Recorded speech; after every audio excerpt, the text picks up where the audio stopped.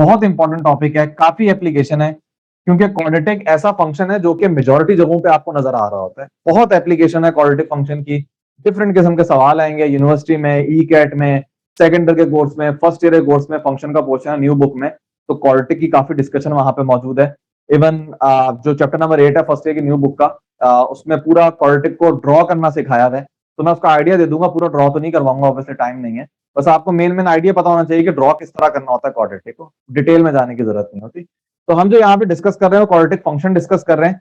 सबसे बेसिक बात quadratic function की कि जब भी आप इसको ड्रॉ करते हो तो पैराबोला बनता है, ये तो मतलब हर बंदे को पता होनी चाहिए। और साथ साथ कल भी मैंने एक बात बोली थी, नॉर्मली टीचर भी आमतौर पर ना, अब किसी को कॉन्सेप्ट पता है या किसी को नहीं पता, वो अल्लाह बेहतर जानता है, लेकिन आसानी में ही बोल देते हैं क्वाड्रेटिक इक्वेशन का ग्राफ पैराबोला है। इसकी सेंस ही नहीं बनती। क्वाड्रेटिक इक्वेशन का ग्राफ पैराबोला जिंदगी में कभी नहीं बनेगा, पूरी जिंदगी लगा दो क्वाड्रेटिक इक्वेशन को ड्रॉ करो, कभी पैराबोला नहीं बनेगा। तो असल वर्ड क्या है, क्वाड्रेटिक फंक्शन का ग्राफ पैराबोला है। इक्वेशन का ग्राफ होता ही नहीं है ना, इक्वेशन में तो जो एक्स की वैल्यूज आती हैं, ग्राफ उसको प्लॉट करके दे देगा। तो अगर आपने कर्व मालूम करना चाह रहे हो, कर्व मालूम करने के लिए दो वेरिएबल चाहिए होते हैं, एक इंडिपेंडेंट होता है, एक डिपेंडेंट होता है, एक्स और वाई। तो अगर आपको कोई बोले ना कि क्वाड्रेटिक इक्वेशन का ग्राफ, तो वो सेंस नहीं बनाती। क्वाड्रेटिक फंक्शन का ग्राफ पैराबोला होता है, इस चीज को तो जहन में रख लो, क्योंकि मेरा स्टूडेंट अगर इसमें गलती करे तो फिर तो फायदा नहीं है ना कुछ पढ़ने का। ये बेसिक बात आपको क्वाड्रेटिक फंक्शन से रिलेटेड पता होनी चाहिए। उसके बाद क्या पता होना चाहिए, उसकी general form f of x equal to a x square plus b x plus c, जिसमें वही बेसिक बात की लीडिंग कोएफिशिएंट जीरो नहीं हो सकता, वरना क्वाड्रेटिक का मतलब ही सारा खत्म हो जाएगा। अच्छा, अब यहाँ पे न्यू बुक के अंदर ये बातें थी, मैंने कहा था मैं सब कंबाइन आप लोगों को पढ़ाऊंगा। न्यू बुक देख लो या केपी बोर्ड देख लो, उसमें बातें मेंशन की हुई हैं कि नॉर्मली आपने क्वाड्रेटिक इक्वेशन इसी फॉर्म में देखी है। इस फॉर्म को आप नॉर्मली स्टैंडर्ड फॉर्म भी कह सकते हो क्वाड्रेटिक इक्वेशन की, या आप इसको जनरल फॉर्म भी कह सकते हो। ठीक है, मजीद दो और फॉर्म भी होती है क्वाड्रेटिक इक्वेशन की, उनके नाम आपसे पूछे जा सकते हैं। मैं नहीं कहता कोई सवाल दे देंगे मुश्किल सा, जस्ट आपसे नाम पूछ लेंगे। जैसे दूसरी फॉर्म कौन सी है, शायद कुछ लोग गैस कर लें, कुछ लोग ना कर पाए। इसको आप कहते हो, क्या कहते हो, कौन सी फॉर्म होगी? क्वाड्रेटिक है ये भी, वर्टेक्स फॉर्म। वर्टेक्स फॉर्म क्यों बोलते हैं, डिस्कस करेंगे अभी। तो ये भी क्वाड्रेटिक फंक्शन है, लेकिन जैसे आपने स्ट्रेट लाइन के बारे में पढ़ा था ना, इतना घबराने की जरूरत नहीं है। स्ट्रेट लाइन के अंदर क्या नहीं पढ़ा था, slope intercept form, point slope form, two intercept form, two point form, perpendicular form, वहां बड़ा मजा आ रहा था। यहाँ क्यों घबरा रहे हो, यहाँ भी आप पढ़ोगे। सिर्फ स्ट्रेट लाइन के अंदर डिफरेंट फॉर्म थोड़ी ना होती, बाकी की भी होती है। तो ये सेकंड फॉर्म क्या है, वर्टेक्स फॉर्म। एक तीसरी फॉर्म भी होती है जिसमें क्वाड्रेटिक इक्वेशन को लिखा जा सकता है, इसको तो आप लोग गेस कर सकते हो, ये वाली फॉर्म होती है। क्या लगता है क्या नाम होना चाहिए इसका? Factor form. फैक्टर फॉर्म है, या शायद इसका कोई दूसरा नाम था, इंटरसेप्ट फॉर्म भी कहते हैं इसको। क्योंकि इसका फायदा ये है, इन सब का नाम जो है ना वो आपको बता रहा है। वर्टेक्स फॉर्म आपको बता रही है कि वर्टेक्स देगी आपको, अगर आपने इक्वेशन को इस फॉर्म में कन्वर्ट कर दिया, वर्टेक्स दे देगी आपको आसानी से। इसमें वर्टेक्स जो है वो कहां पे होगा, एच कॉमा के ऊपर होगा। ये वही पैराबोला जो आप लोगों ने सेकेंडरी लेवल पे पढ़ा था, मैंने बताया एक ही सॉल्यूशन होगा। जिनसे एक पॉइंट पे टच कर रहा होगा और ये इसमें 2 पॉइंट पे कर रहा होगा। नहीं, वो उस टॉपिक में मौजूद है नहीं ना। वर्टेक्स देख के तुम थोड़ी ना बता सकते कि वो कितने पॉइंट पे टच कर रहा होगा। वर्टेक्स तो एक पॉइंट है, तुम्हें बता दिया जाएगा पैराबोला का ये पॉइंट है। अब डिफरेंट पॉसिबिलिटी बन सकती है, एक्स एक्सिस के ऊपर भी हो सकता है, या मे बी ये एक्स एक्सिस के इस तरह हो। तो वर्टेक्स तो कहीं भी हो सकता है ना, वर्टेक्स देख के थोड़ी ना तुम बता सकते हैं कि टच कर रहा है, क्या कर रहा है। ये बस आपको वर्टेक्स निकालने में हेल्प करते हैं, मैं बताऊंगा क्यों वर्टेक्स निकाल रहे हो आप। ड्रॉ करने में काफी फायदा होता है आपको, मिनिमम या अगर उल्टी शेप बनेगी तो मैक्सिमम पॉइंट पता चल जाएगा, तो बड़ा फायदा होता है वर्टेक्स फॉर्म का। इसी तरह फैक्टर फॉर्म का क्या फायदा है, आपको डायरेक्ट इंटरसेप्ट मिल जाते हैं, जिनको रूट्स हमने बोला था। अगर आपने किसी पैराबोला के फॉर्म में कन्वर्ट कर लिया तो दो रूट्स आ रहे हैं यहाँ पे, एक है पी और एक है क्यू, जिसको मैं जनरल फॉर्म में इस तरह लिख सकता हूँ, P comma zero, Q comma zero. क्योंकि भाई अगर आपकी क्वाड्रेटिक इक्वेशन इस फॉर्म में मौजूद है, मैं एक एग्जांपल देता हूँ, अभी मैंने कन्वर्ट भी करवा के बताना है, लेकिन वैसे अभी सुन लो। जैसे फॉर एग्जांपल ये इक्वेशन मौजूद है, ये क्वाड्रेटिक इक्वेशन है, क्योंकि मल्टीप्लाई करोगे एक्स स्क्वायर आएगा। मैं बोलता हूँ, सॉरी क्वाड्रेटिक फंक्शन है ना, मल्टीप्लाई करोगे तो एक्स स्क्वायर आ रहा होगा। मैं बोलता हूँ यार यहाँ पे रूट्स निकालो, तो रूट्स निकालने का तरीका क्या होता था, आप क्वाड्रेटिक फंक्शन को जीरो के बराबर रखते थे। तो आप इसको रखोगे जीरो के बराबर, और उसके बाद क्या करोगे, टू को तो खत्म करवा दोगे, एक्स माइनस थ्री को जीरो के बराबर रखोगे, एक्स की वैल्यू 3 आएगी, इसको जीरो के बराबर रखो, एक्स की वैल्यू 4 आएगी। तो ये तो चीज मैंने यहाँ पे लिखी है। ये जो दो पॉइंट्स होंगे ये एक्स एक्सिस के ऊपर होंगे ना, तो उनको आप कैसे लिख सकते हो 3,0 4,0। तो यहां से हमें मल्टीपल बातें पता चली कि यार एक तो इस क्वाड्रेटिक फंक्शन का जो रूट्स है ना वो क्या है 3 और 4 पे रूट्स है, ये भी आप बोल सकते हो। एक और बात ये पता चली है जो क्वाड्रेटिक फंक्शन जो पैराबोला बन रहा है ये एक्स एक्सिस को किन पॉइंट्स पे क्रॉस कर रहा है, इन पॉइंट्स पे क्रॉस कर रहा है। फॉर एग्जाम्पल अगर आप इसकी जनरल शेप बनाओ ना इस टाइप की होगी 3,0 यहाँ पे 4,0 यहाँ पे, तो ये पैराबोला ना कुछ इस टाइप का होगा यूं करके, ये 3 और 4 पे क्रॉस करना होगा एक्स एक्सिस को। और यहीं से एक इंपॉर्टेंट बात कि आपकी इक्वेशन में मैं लिखवा देता हूं, यहां तक बात समझ आई है ना। तो ये फैक्टर फॉर्म होगी, वर्टेक्स फॉर्म होगी। इनका फायदा ये है कि ये आपको डायरेक्ट वर्टेक्स दे देगा, ये आपको डायरेक्ट फैक्टर दे देगा, तो आपको ग्राफिक में बड़ी हेल्प होगी, या मैंने क्वेश्चंस बताए इनमें आपको काफी हेल्प होगी। जबकि अगर ये फॉर्म मौजूद है इसमें से डायरेक्ट वर्टेक्स नहीं आप बता पाओगे, इसमें डायरेक्ट आप इंटरसेप्ट या रूट्स नहीं बता पाओगे। तो ये इनके फायदे हैं। तो फॉर्म भी पता होनी चाहिए, फायदा भी पता होना चाहिए, और इस्तेमाल भी करना आना चाहिए, कन्वर्ट भी करना आना चाहिए, वो भी मैं बताऊंगा अभी। उससे पहले एक बेसिक सा पॉइंट है कि ये जो क्वाड्रेटिक इक्वेशन में ए है ना यार, इसकी बहुत अहमियत है। ये जो ए है ना, अगर ये ग्रेटर देन 0 है, एक तो ये पैराबोला की शेप बता रहा होता है आपको। शेप दो किस्म की होंगी, मतलब या तो शेप के बारे में आपको बताएगा अपवर्ड है डाउनवर्ड है, या शेप के बारे में बताएगा कि वो पतला पैराबोला है या मोटा फैला हुआ पैराबोला है। ये दोनों चीजें बताएगा सिर्फ ए। तो ए बड़ी अहमियत का हामिल है यहाँ पे। ए अगर ग्रेटर देन 0 है, इसका मतलब जो पैराबोला होगा ना वो अपवर्ड बनेगा, जैसे यहां पे मैंने बताया था। और अगर ए जो है वो लेस देन 0 होगा, मतलब ए एक्स स्क्वायर का कोफिशिएंट अगर नेगेटिव होगा, तो ये क्या हो जाएगा, डाउनवर्ड होगा। अब एक बच्चे ने मुझसे एक दफा इतना डम सवाल पूछा, पहले मैं तुम लोगों से पूछता हूँ ताकि पता चले डाउनवर्ड की स्पेलिंग क्या होती है, डाउनवर्ड। अच्छा, उसे सवाल पता क्या पूछा, मैंने पूछा कि सर अगर ये चीज आ जाए -x² -2x + 3 for example, x square negative है, शायद तुम लोग पकड़ लो क्योंकि मैंने तुम्हें कॉन्सेप्ट काफी ठीक किया है। तो कहता सर इसको मैं पॉजिटिव कर देता हूँ, मैं माइनस से मल्टीप्लाई करता हूँ तो ये पॉजिटिव हो जाएगा, तो अब इसकी शेप क्या अपवर्ड हो जाएगी, क्या ख्याल है। अब इसकी शेप डाउनवर्ड है, सब एग्री करेंगे, एक्स स्क्वायर नेगेटिव है। अगर मैं इसको माइनस से मल्टीप्लाई कर दूं तो शेप इसकी अपवर्ड हो जाएगी। बट वाई भी तो नेगेटिव हो जाएगा ना। ये पॉइंट है, क्योंकि बच्चों के जहन में पता क्या होता है, उनके जहन में बचपन से था कि जब क्वाड्रेटिक इक्वेशन पढ़ी थी माशाल्लाह आप लोगों ने, बचपन से किसी ने बताया तो था नहीं कि पैराबोला बनता है। अब जब वो पैराबोला और क्वाड्रेटिक इक्वेशन को मिक्स कर देते हैं, वो कहते हैं क्वाड्रेटिक इक्वेशन में पैराबोला बनता है।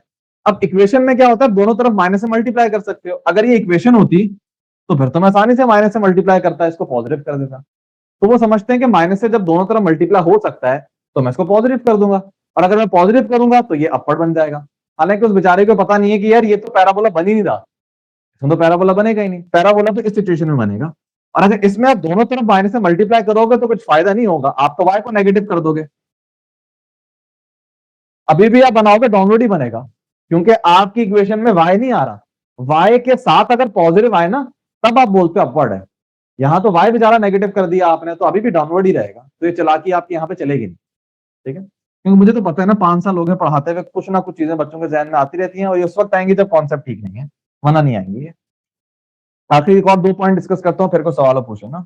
अब ए जितना बड़ा होगा ना, इसको मैं कैसे लिखूं, अंग्रेजी में क्या लिख सकते हैं, ए जितना ज्यादा होगा, भाई इतनी अंग्रेजी नहीं आती मुझे, ए जितना ज्यादा होगा ना उतना जो आपका पैराबोला है ना वो स्किनियर लिखते हैं, और ए जितना छोटा होता जाएगा ना उतना क्या बोल सकते हैं, बल्कियर कह सकते हैं, उतना आपका ना थोड़ा ज्यादा इस तरह हो जाएगा। अब ए जितना बड़ा करोगे, जितना छोटा करोगे आप, या आप ग्राफ में भी देख सकते हो, ए छोटा करने का मतलब नेगेटिव नहीं कर देना, उसमें भी खैर ऑब्जर्व कर पाओगे आप। अभी पॉजिटिव की हम बात करते हैं ना, तो आप एक पैराबोला के सिंपल लेट करना y = x², एक बेसिक सा ग्राफ आपको मिल जाएगा। फिर आप एक काम करना, उस x² को ना 10 से मल्टीप्लाई करना, फिर आप उसको 20 से मल्टीप्लाई करना, आप देखना बेचारा चुकड़ता जाएगा। और आप उसके बाद पैराबोला को 0.5 से मल्टीप्लाई करना, 0.1 से मल्टीप्लाई करना, 0.01 से मल्टीप्लाई करना, देखना पूरा खुलता जाएगा। तो ये आप ऑब्जर्व कर सकते हो। तो ए बड़ा इंपॉर्टेंट है, ये आपको पैराबोला या क्वाड्रेटिक फंक्शन की शेप से रिलेटेड बहुत इंपॉर्टेंट बातें बता रहा हूँ। अच्छा जी, अब मैंने क्या बताना, हाँ मैं एक एग्जांपल आप लोगों को देना चाह रहा हूँ कि यार उस चलो हमको रैंडम एग्जांपल नहीं, मुश्किल वाली थी इसलिए मैं ये बताना चाह रहा था। हम एक एग्जांपल लेट करते हैं और उसमें हम डिफरेंट फॉर्म में कन्वर्ट करना सीखते हैं, क्योंकि फर्स्ट ईयर के बच्चे को आता है टॉपिक, क्योंकि उसने नई बुक मुझसे पढ़ी है, तो उसको कन्वर्ट करना आता है सब फॉर्म के अंदर। अगर आप लोगों को आता है बहुत अच्छी बात है, नहीं आता तो देख लो कि अगर एक जनरल फॉर्म या स्टैंडर्ड फॉर्म में आपके पास पैराबोला गिवन है, देखो अगर इन फॉर्म में गिवन है ना तो जनरल फॉर्म में कन्वर्ट करना तो बच्चों वाला काम है, तो बड़ी बात नहीं है। लेकिन अगर स्टैंडर्ड फॉर्म से इस फॉर्म में जाना है या स्टैंडर्ड फॉर्म से इस फॉर्म में जाना है तो फिर हम देखते हैं कैसे कन्वर्ट करोगे। सबसे पहले बात करते हैं वर्टेक्स फॉर्म की, साथ साथ हम मजीद पॉइंट भी देखते जाएंगे। वर्टेक्स फॉर्म के लिए सबसे पहले ना आपको क्या करना पड़ेगा, एक्स स्क्वायर के साथ जो लिखा हुआ है ना उसको कॉमन लेना पड़ेगा। एक्स स्क्वायर और एक्स, इन दो टर्म पे आपने फोकस करना है। ये दो टर्म्स है, इन पे फोकस करो, इसमें से आप 2 कॉमन ले लो। इत्तेफाक से यहाँ पे भी 2 कॉमन आ रहा है, आसानी होगी थोड़ी। और जो कांस्टेंट है उसको एज इट इज रहने दो, उससे हमें कोई कंसर्न नहीं। ये करने के बाद आप यहाँ पे कंप्यूटिंग स्क्वायर करो। आई होप आप लोगों को इस लेवल पे कंप्यूटिंग स्क्वायर आनी चाहिए। अगर नहीं आती तो फिर भी हमें डिस्कस करनी थी, लेकिन डिटेल में फिर भी मैंने जाऊंगा। कंप्यूटिंग स्क्वायर में सबसे पहले एक्स स्क्वायर का कोएफिशिएंट 1 होना चाहिए, जो कि हमने 1 बना दिया है यहाँ पे 2 कॉमन लेके। फिर आपने देखना होता है एक्स का कोएफिशिएंट है -4, -4 को 2 से डिवाइड करो, -2 आएगा और उसका स्क्वायर कर दो।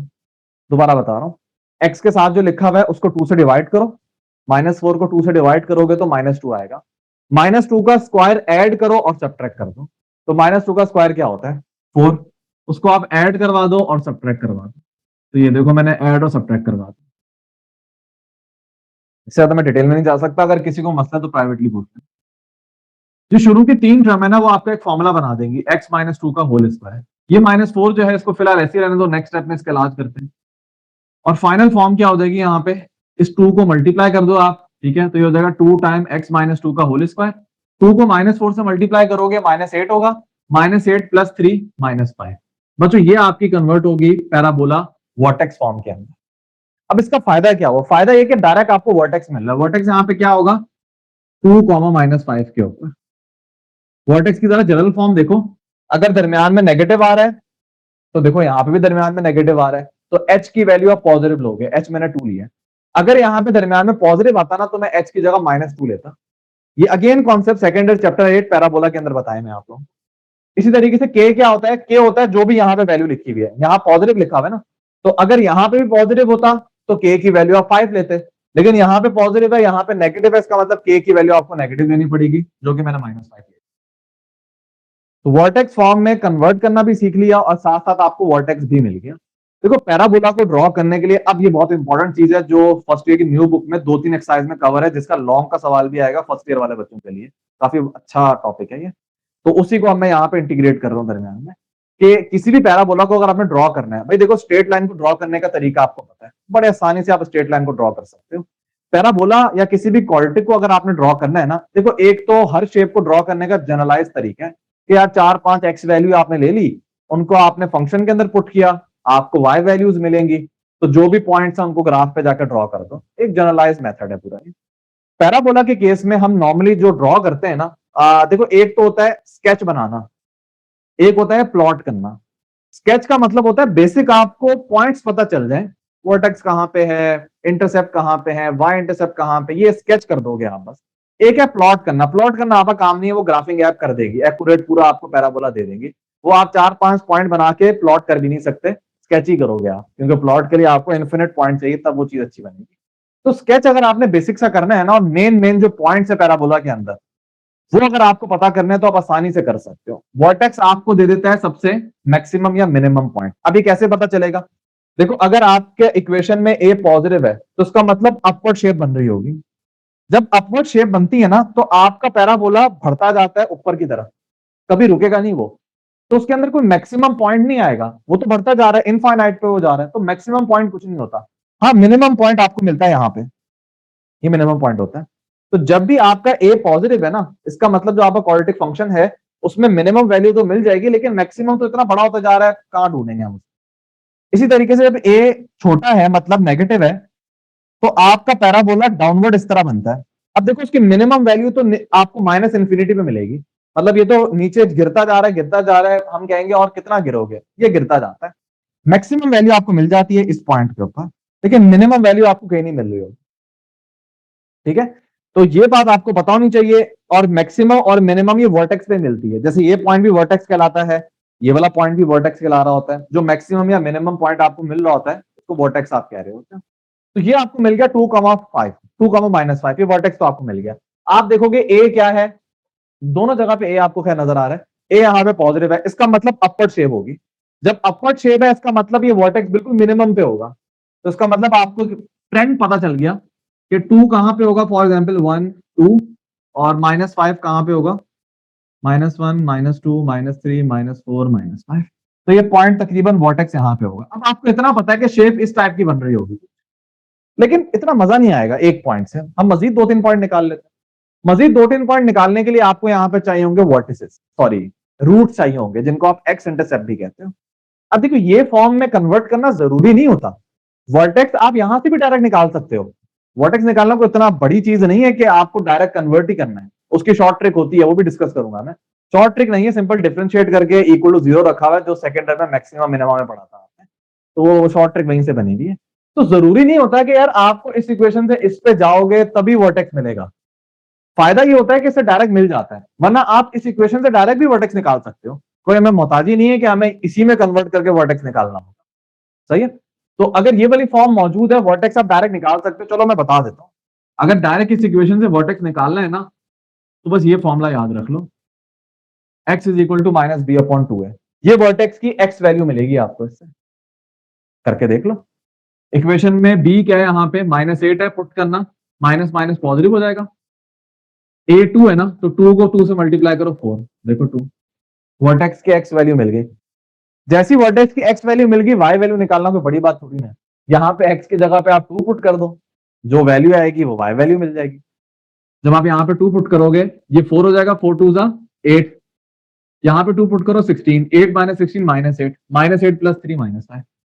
तो ये वैसे कॉन्सेप्ट डिस्कस किया जाता है आसानी के लिए, क्योंकि वहां पे न्यू बुक में सवाल भी है कि वर्टेक्स फॉर्म में कन्वर्ट करो फिर ड्रॉ करो। लेकिन ईकैट लेवल पे एक चीज के डिफरेंट तरीके होते हैं। हम किसी एक फॉर्म के कोई पाबंद या गुलाम नहीं होते कि इसी फॉर्म में कन्वर्ट करोगे तो फायदा। तो देखो वर्टेक्स तो मैं फॉर्म से भी निकाल सकता हूँ। अब इंटरसेप्ट की बात आई, मुझे इंटरसेप्ट निकालना है। अब यहाँ पे मैं क्या करूंगा, या तो इसको फैक्टर फॉर्म में कन्वर्ट कर लो, ठीक है। फैक्टर फॉर्म में कन्वर्ट करने का वही तरीका होता है कि आप इसको इक्वल टू, या तो मिडिल टर्म ब्रेक करो। मिडिल टर्म ब्रेक हर सवाल में हो नहीं पाती, जैसे सवाल में मिडिल टर्म ब्रेक नहीं हो पाएगी शायद। तो आप क्या करोगे, यहाँ पे क्वाड्रेटिक फॉर्मूला यूज कर लोगे। कर लेते हैं क्वाड्रेटिक फॉर्मूला, इसमें कौन सी बड़ी बात है। क्वाड्रेटिक फॉर्मूला मेरे ख्याल में सब बच्चों को आता होगा, मैं लिखने की जरूरत नहीं है। क्या फॉर्मूला है, -b। b यहाँ पे क्या है, नेगेटिव है, तो minus minus positive, plus minus b square, इसका स्क्वायर करोगे 64, -4ac। अब हम बच्चे तो है नहीं ना, यहीं पे सॉल्व कर लेते हैं। 4 2 8, 8 3 24। अगेन हमारा लेवल तो बड़ा है ना यार, हम बच्चे तो नहीं है। 64 - 24 क्या होता है, 40। तो क्यों इतनी लाइफ मुश्किल कर रहे हो। अगेन हम बच्चे नहीं है, √40 को भी सिंप्लीफाई कर सकते हैं। √40 क्या होगा, सिंपल 2√10। अगर √40 किसी को सिंप्लीफाई करना नहीं आता तो ये बेसिक मैथ याद रखो। ये प्राइम फैक्टर आप लोग बनाया करते थे अपनी छोटी क्लास में, बस वो बनाओ। बना दिए तो पेयर बनाओ। 2 का एक पेयर बन गया, जिसका पेयर बन जाता है वो बाहर आ जाता है। तो 2 का एक पेयर बना, 2 बाहर आ गया। और बेचारे सिंगल क्या है, 2 और 5 सिंगल है ना, ये रूट के अंदर ही रहेंगे और आपस में मल्टीप्लाई हो जाएंगे। सिंपल से एक तरीका है इस तरह का। डिनोमिनेटर में क्या आता है, 2a। a को 2 से मल्टीप्लाई करो 4। भाई न्यूमिनेटर से 2 कॉमन आ रहा है, 2 कॉमन ले लो और उस 2 को नीचे 4 से कैंसिल कर देना। अब ये बेसिक सी मैथ है, मैं इतना डिटेल में नहीं जा रहा इसके अंदर। ये आपके पास फाइनल 2 वैल्यूज आ जाएंगे एक्स की। अब डेफिनेटली ये वैल्यूज ऐसी हैं कि जो आपके लिए प्लॉट करना इतना आसान नहीं होगा, लेकिन आपको बिल्कुल कोई एग्जांपल दी जाती है, या जो न्यू बुक में जो एग्जांपल्स है वो काफी इजी होती है, उसमें आसानी से आप मालूम कर सकते हो। लेकिन यहाँ पे मैं जल्दी से इसी में कन्वर्ट कर लेते हैं। हाँ, तो 2 - 8 3। बाय द वे जो एनईटी के स्टूडेंट है वो कैलकुलेटर से पता नहीं क्या कुछ कर सकते हैं। कितने मेथड आप मैट्रिसेस के अंदर, इक्वेशंस के अंदर, इंटीग्रेशन के अंदर हर जगह कैलकुलेटर यूज कर सकते हो। तो मैंने कैलकुलेटर की ट्रिक सारी डिस्कस की नहीं है, लाजमी देखना यूट्यूब पे उसको। हाँ, तो ये 4 एक रूट जो है ना, जिसमें 4 + √10/2 है, इसकी वैल्यू आ रही है 3.58 आफ्टर राउंडिंग ऑफ, और दूसरी की वैल्यू आ रही है 0.42 आफ्टर राउंडिंग ऑफ। तो अब आपको ना 2 इंटरसेप्ट मिल जाएंगे। आप क्या करोगे, अपने ग्राफ पे जाओगे, 3.58 कहां पे होगा, ये 2 था, ये 3 था, ये 4 था, 3.58 के यहाँ पे होगा। ये आपको एक इंटरसेप्ट मिल गया। 0.42 कहां पे होगा, यहाँ पे होगा कहीं, ये 1 था, 0.42 तकरीबन यहाँ पे होगा। तो आपको इतना पता चल गया, ये 2 इंटरसेप्ट है, ये वर्टेक्स है, ये दरमियान में बिल्कुल होता है। अगर मेरी डायग्राम में दरमियान में नहीं आ रहा, दरमियान में बना लो, इन दोनों पॉइंट के दरमियान में होता है। मतलब अगर आप इनका मिड पॉइंट निकालोगे ना, तो मिड पॉइंट इनका ये वर्टेक्स होगा, बिल्कुल दरमियान के ऊपर होता है ये। तो इस तरीके, अच्छा एक और पॉइंट निकाल दो, ये 3 पॉइंट तो निकाल लिए ना, चौथा पॉइंट कौन सा निकालें हम यहाँ पे, वाई इंटरसेप्ट। बड़ा इजी पॉइंट होता है, वाई इंटरसेप्ट कैसे निकालते हो। y इंटरसेप्ट कैसे निकालते y हैं? इंटरसेप्ट फॉर्मूला 3 तो आंसर चुप रहो। है इंटरसेप्ट। कैसे निकालते हैं? x को 0 रखेंगे। x को 0 पुट करके, तो इक्वेशन में x की जगह पे 0 पुट करो, ये दोनों खत्म हो जाएंगे, y इंटरसेप्ट सिंबल क्या आ जाएगा? 3 आ जाएगा। तो 3 को भी मार्क कर लेते हैं, 1 2 3। ये लो भाई, तीसरा पॉइंट ये मिल, चौथा पॉइंट ये मिल गया। अब आप आसानी से और भी पॉइंट वैसे आप निकाल सकते हो, लेकिन 4 पॉइंट स्केच बनाने के लिए काफी है। आपको पता है कि आपका पैराबोला कुछ इस टाइप का होगा, ये आपका स्केच बन गया। तो ये पैराबोला को एक बेसिक तरीका मैंने बता दिया है। ये लेवल आप लोगों की न्यू बुक के अंदर मौजूद है। सिंध बोर्ड के बच्चे को कख नहीं पता कि यार किस तरह इसको ड्रॉ करते हैं, काफी डिटेल में आप लोगों ने बात सीख ली है। अब एक आखिरी बात होती है, एक एक्सिस होता है पैराबोला का, अगर आपको याद हो, उसको हम यहाँ पे बोलते हैं एक्सिस ऑफ सिमेट्री। आप एक्सिस ऑफ पैराबोला भी बोल सकते हो, कोई मसला नहीं है। ये बनता पता है कहां से? ये जो वर्टेक्स है ना 2, इसको आप इस तरह लिख दो, x इज इक्वल टू 2। तो x इज इक्वल टू 2 एक लाइन होती है, पता होना चाहिए आपको। तो ये 2 है, इस टाइप की एक लाइन होगी जिसको आप कहते हो एक्सिस ऑफ पैराबोला। तो ये भी आपको हेल्प करता है। आप अगर इस लाइन को ड्रॉ कर दो तो आपको काफी अच्छा आइडिया हो जाता है कि यार इस लाइन के दोनों तरफ आपने एस्टिमेशन से आराम से पैराबोला, ये नहीं कि लाइन के इस तरफ ज्यादा आपने कर दिया, बिल्कुल दरमियान में लाइन होगी और इस तरीके से आप पैराबोला बना दोगे। तो ये वो सब टेक्निक्स है जिससे आप क्वाड्रेटिक फंक्शन को ड्रॉ कर सकते हो। अब देखो सवाल एक ही था कि आपने कन्वर्ट करना है डिफरेंट फॉर्म्स के अंदर। अच्छा, फैक्टर फॉर्म में कन्वर्ट कर लो। फैक्टर फॉर्म में फैक्टर्स आ गए ना, तो फैक्टर फॉर्म में कैसे कन्वर्ट करोगे? सिंपल, आप लिखोगे F of x. Factor form क्या कहती है? ए यहां पे क्या था? 2। फिर फैक्टर फॉर्म कहती है x माइनस पी। पी क्या था? पहला इंटरसेप्ट। पहला इंटरसेप्ट आपका यहां पे क्या था? 4 प्लस रूट 10 अपॉन 2। ये अच्छा पी की वैल्यू है, मतलब ये वैल्यू आपको x की मिल रही है ना, तो अगर आप इस वैल्यू को इधर ले आओगे तो नेगेटिव हो जाएगी, माइनस 4 प्लस रूट 10 अपॉन 2। तो ये पहला फैक्टर आ गया। दूसरा फैक्टर क्या होगा? यहाँ पे बस दरमियान में नेगेटिव है, तो x माइनस, ये माइनस दरमियान में होगा बिल्कुल, 4 माइनस रूट 10 अपॉन 2। तो ये आपका जो पैराबोला है, इसको आप बोलोगे फैक्टर फॉर्म। देखने में बेहुदा लग रहा है क्योंकि इसके फैक्टर काफी मुश्किल है। अगर यहाँ पे फैक्टर 2 3 दो वैल्यूज आ रही होती ना रूट्स की, तो बड़ी आसानी से x माइनस 2 x माइनस 3 आपने लिखा हुआ होता, लेकिन फैक्टर थोड़े मुश्किल है। अब देखो सारे टॉपिक आपने समझ लिए, कन्वर्जन भी देख ली, पैराबोला को ड्रॉ करना भी सीख लिया, vertex, axis of symmetry, detail में सारी बातें सीख ली हैं, ठीक है। अगर आप इस पूरी चीज को सॉल्व करोगे ना, ये अब आप लोगों का काम है, देखना ये वाली इक्वेशन आ जाएगी, हर चीज बैलेंस हो रही होगी यहाँ पे। ऐसा नहीं कि बस कुछ मैथ कर दी है, बाद में कुछ चीज सेटिस्फाई वेरीफाई नहीं हो रही, हर चीज वेरीफाई हो रही होगी। अगर आप रिवर्स जाओगे हर चीज आपको वेरीफाई मिलेगी। अब मुझे बताओ, किसी का कोई सवाल है तो पूछ लो। सर एक सवाल है कि अपना तो ये एक्सिस जो आया है, ये जो आपने लाइन निकाली, तो ये मतलब सिमेट्रिक रहेगा ना पैराबोला लाइन के? इसको कहते हैं एक्सिस ऑफ सिमेट्री है। पैराबोला का एक एक्सिस होता है जिसपे वो सिमेट्रिक होता है। सिमेट्रिक का मतलब इसको समझ लो, ये शीशा है। अगर पैराबोला इस तरफ खड़ा है, ये जो पैराबोला का हाफ है, अगर ये अपने आप को शीशे में देखेगा, जैसे आप अपने आप को शीशे में देखते हो, तो आपको लगता है पीछे कोई खड़ा हुआ आपको देख रहा है। तो अगर आप इस तरह खड़े हुए, ऐसा लगता है इधर पीछे कोई इस तरह देख रहा है। एग्जैक्ट वही चीज है कि ये एक्सिस ऑफ सिमेट्री मिरर होता है पूरा, जो इस तरफ नजर आ रहा होता है वही इसको शीशे के पीछे नजर आ रहा होगा। एक्सिस ऑफ सिमेट्री इसको कहते हैं। तो पैराबोला का एक एक्सिस ऑफ सिमेट्री होता है।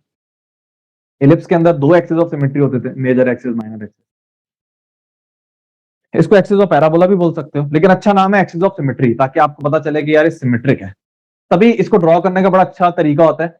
x इज इक्वल टू 2 है ना, ये एक्सिस ऑफ सिमेट्री है। अच्छी बात पता है क्या है? अभी एक और इंपॉर्टेंट बात है, ये 2 से अगर आप इधर आ जाओ, फॉर एग्जाम्पल अगर एक वैल्यू है, ये 2 है ना, 6 आपका कहां पे होगा? 1 2 3 4 5 6। जो वैल्यू आपको जो x की 6 पे मिल रही होगी ना, फॉर एग्जाम्पल आपका पैराबोला x के 6 पे कहां पे होगा? कोई ऊपर कहीं इधर कहीं साइड होगा। x की वैल्यू 6 पे पैराबोला की कुछ ना कुछ वैल्यू आपको मिल रही होगी, पुट कर लेना यहाँ पे, आपको पता चल जाएगा। जो 6 पे पैराबोला की वैल्यू होगी ना, वही पैराबोला की वैल्यू होगी अगर आप 2 के इस तरफ 4 यूनिट आ जाओ, मतलब 1 0 -1 -2। ये चेक करके देख लेना, अगर आप इसके अंदर -2 पुट करो या इसके अंदर अगर आप 6 पुट करो, सेम y वैल्यू मिलेगी। क्यों? क्योंकि आपने दोनों वैल्यूज एक्सिस के इक्वल डिस्टेंस पे ली है। x इक्वल टू 2 को ओरिजिन मानो आप, मतलब बेस मानो इसको। इस तरफ आप 6 के लिए कितना आप डिस्टेंस ट्रेवल किया था? 2 से 6 पे अगर जाओगे तो 4 यूनिट डिस्टेंस ट्रेवल किया। 2 से अगर -2 पे जाओगे तो कितना डिस्टेंस ट्रेवल किया? 4 यूनिट। तो आप देखोगे वैल्यू सेम मिलेगी आपको। एक्सिस ऑफ सिमेट्री है ना भाई, हल्का लिया हुआ तुम लोगों ने। अच्छा, एक इंपॉर्टेंट चीज, ये जो फैक्टराइजेशन आप करते हो ना, तो फैक्टराइजेशन नॉर्मली अगर पैराबोला क्वाड्रेटिक आसान है तो आप मिडिल टर्म ब्रेक करके फैक्टराइजेशन आसानी से कर देते हो। लेकिन ये आपने खुद ऑब्जर्व किया होगा कि हर क्वाड्रेटिक इक्वेशन को आप फैक्टराइजेशन मिडिल टर्म ब्रेक से नहीं कर सकते। तो फिर फैक्टराइजेशन करने के लिए दो रास्ते बचेंगे आपके पास, या तो क्वाड्रेटिक फॉर्मूला यूज करोगे या कंप्लीटिंग स्क्वायर करोगे। जैसे यहाँ पे क्वाड्रेटिक फॉर्मूला यूज करके मैंने फैक्टर निकाले और फिर इस फॉर्म में मैंने उनको कन्वर्ट कर दिया, तो मेरे पास फैक्टर आ गया।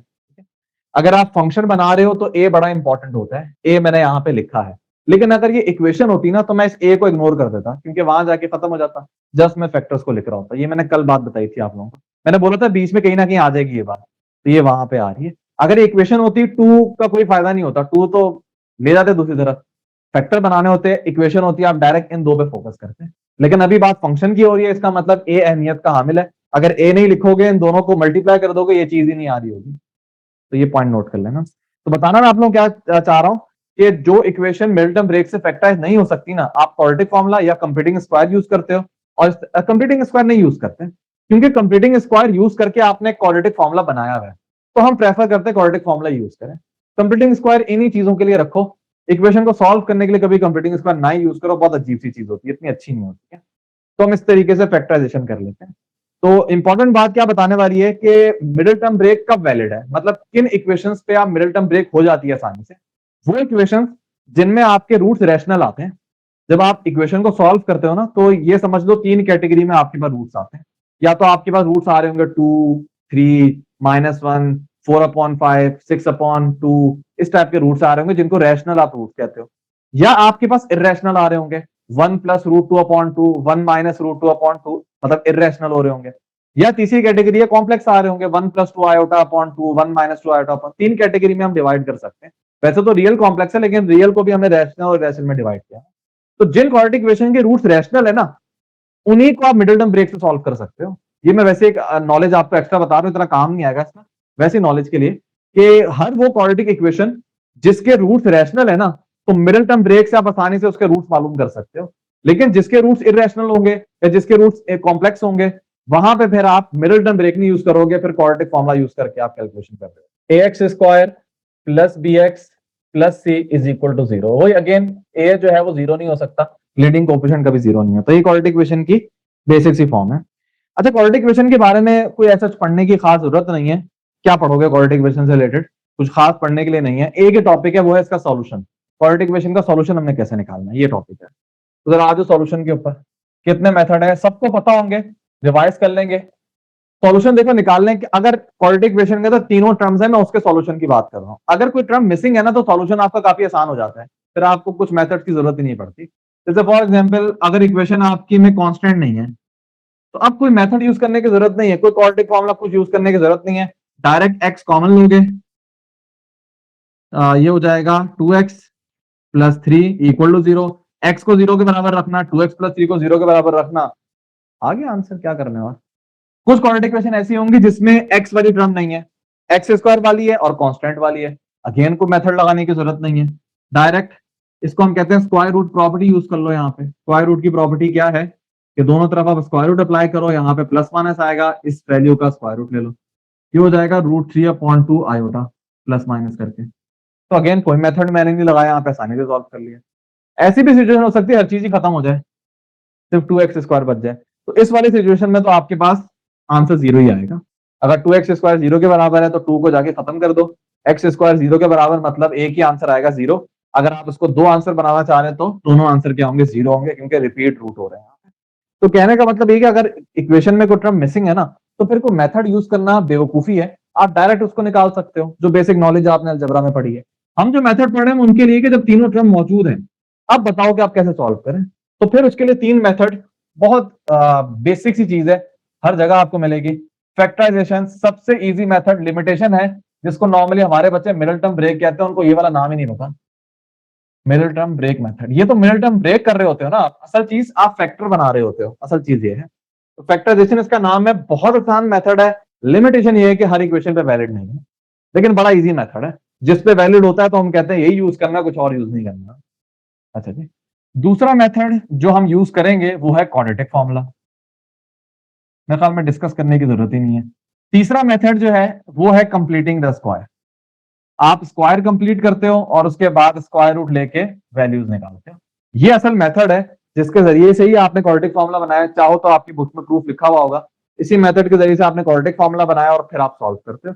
इन दो मेथड की खासियत यह है कि कोई भी क्वाड्रेटिक इक्वेशन हो, कुछ भी आप मुझे लिख के दे दो, मैं इन 2 मेथड से सॉल्व करके दिखाता हूं। कोई लिमिटेशन नहीं है इन मेथड की, थोड़े से लंबे लगेंगे एज कंपेयर टू दिस, लेकिन क्वाड्रेटिक फॉर्मूला बड़ा अच्छा मेथड है, इतना लंबा भी नहीं है एज कंपेयर टू फैक्टराइजेशन, कोई इतना लंबा नहीं है और इसमें कुछ सोचना नहीं है। एक बुद्धू से बुद्धू बच्चा भी कर सकता है इसको। मिड टर्म ब्रेक में सोचना पड़ता है, इसका ये फैक्टर है, वो फैक्टर है, फलाना। क्वाड्रेटिक फॉर्मूला में सोचना नहीं है, पुट कर दो डायरेक्ट। तो सबसे ऑप्टिमल अगर बात करो तो क्वाड्रेटिक फॉर्मूला है, इसका कोई कंपैरिजन ही नहीं है, हर इक्वेशन पे वैलिड है और इतना लंबा भी नहीं है, आप आसानी से सॉल्व कर सकते हो। तो हम एक इक्वेशन डिस्कस करते हैं जिसमें मैं तीनों कॉन्सेप्ट बता देता हूँ जल्दी जल्दी से। हम बहुत बेसिक सी इक्वेशन लेते हैं। सबसे पहला टॉपिक होता है फैक्टराइजेशन किस तरीके से करनी है। बेसिक सी बात है, फैक्टराइजेशन करने के लिए करना क्या होता है, आपको ये जो मिडिल टर्म ब्रेक होती है इसको ब्रेक करना होता है। अब -5x है, आपने इसको ब्रेक करना है, -3x -2x में भी कर सकते हो, -6x + x में भी कर सकते हो। लेकिन अगर खाली इसको ब्रेक करना होता तो मैं आसानी से कर सकता, लेकिन और भी रिस्ट्रिक्शन लगी हुई होती है। क्या रिस्ट्रिक्शन होती है कि यहाँ पे जो कांस्टेंट, अच्छा हम कोफिशिएंट के अंदर डील कर रहे हैं अभी। अभी आप -5x को ना देखो, आप जस्ट -5 को देखो ताकि कैलकुलेशन आसान हो जाती है। तो मिडिल टर्म में समझ लो -5 है, इसको आपने ब्रेक करना है। लिमिटेशन क्या है, जो x स्क्वायर का कोफिशिएंट है और जो कांस्टेंट है इसको मल्टीप्लाई करो। x का कोफिशिएंट 1 है, इसका कांस्टेंट -6 है, तो 1 को -6 से मल्टीप्लाई करो, प्रोडक्ट क्या आ रहा है, -6 आ रहा है। ठीक है, अब ये दो चीजें जिनको आपने बैकवर्ड सेटिस्फाई करना है। क्या कि आपको ऐसे दो नंबर ढूंढने हैं जिनको आप ऐड करो तो रिजल्ट में -5 आए, और जिन दो नंबर को अगर आप मल्टीप्लाई करो तो रिजल्ट में -6 आए। दोबारा बताता हूं, यहां जो एक्सिस वाला कोफिशिएंट था उसको आपने कांस्टेंट से मल्टीप्लाई किया, प्रोडक्ट आया -6।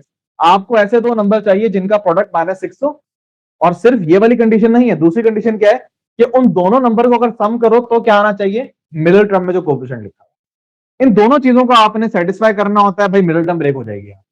जिनको ये बेसिक चीज नहीं पता वो गलती कर रहे होते हैं। मैं बताऊंगा इसमें एक गलत फैक्टर भी लोग आमतौर पर बनाते हैं, डिस्कस करेंगे वो। अब अब इसके कैसे आपने नंबर्स मालूम करने हैं, भाई सबसे बेसिक चीज आपको पता होनी चाहिए, प्रोडक्ट जो है उसका साइन नेगेटिव है। प्रोडक्ट का साइन नेगेटिव कब होता है, जब एक पॉजिटिव होगा रूट, एक नेगेटिव होगा।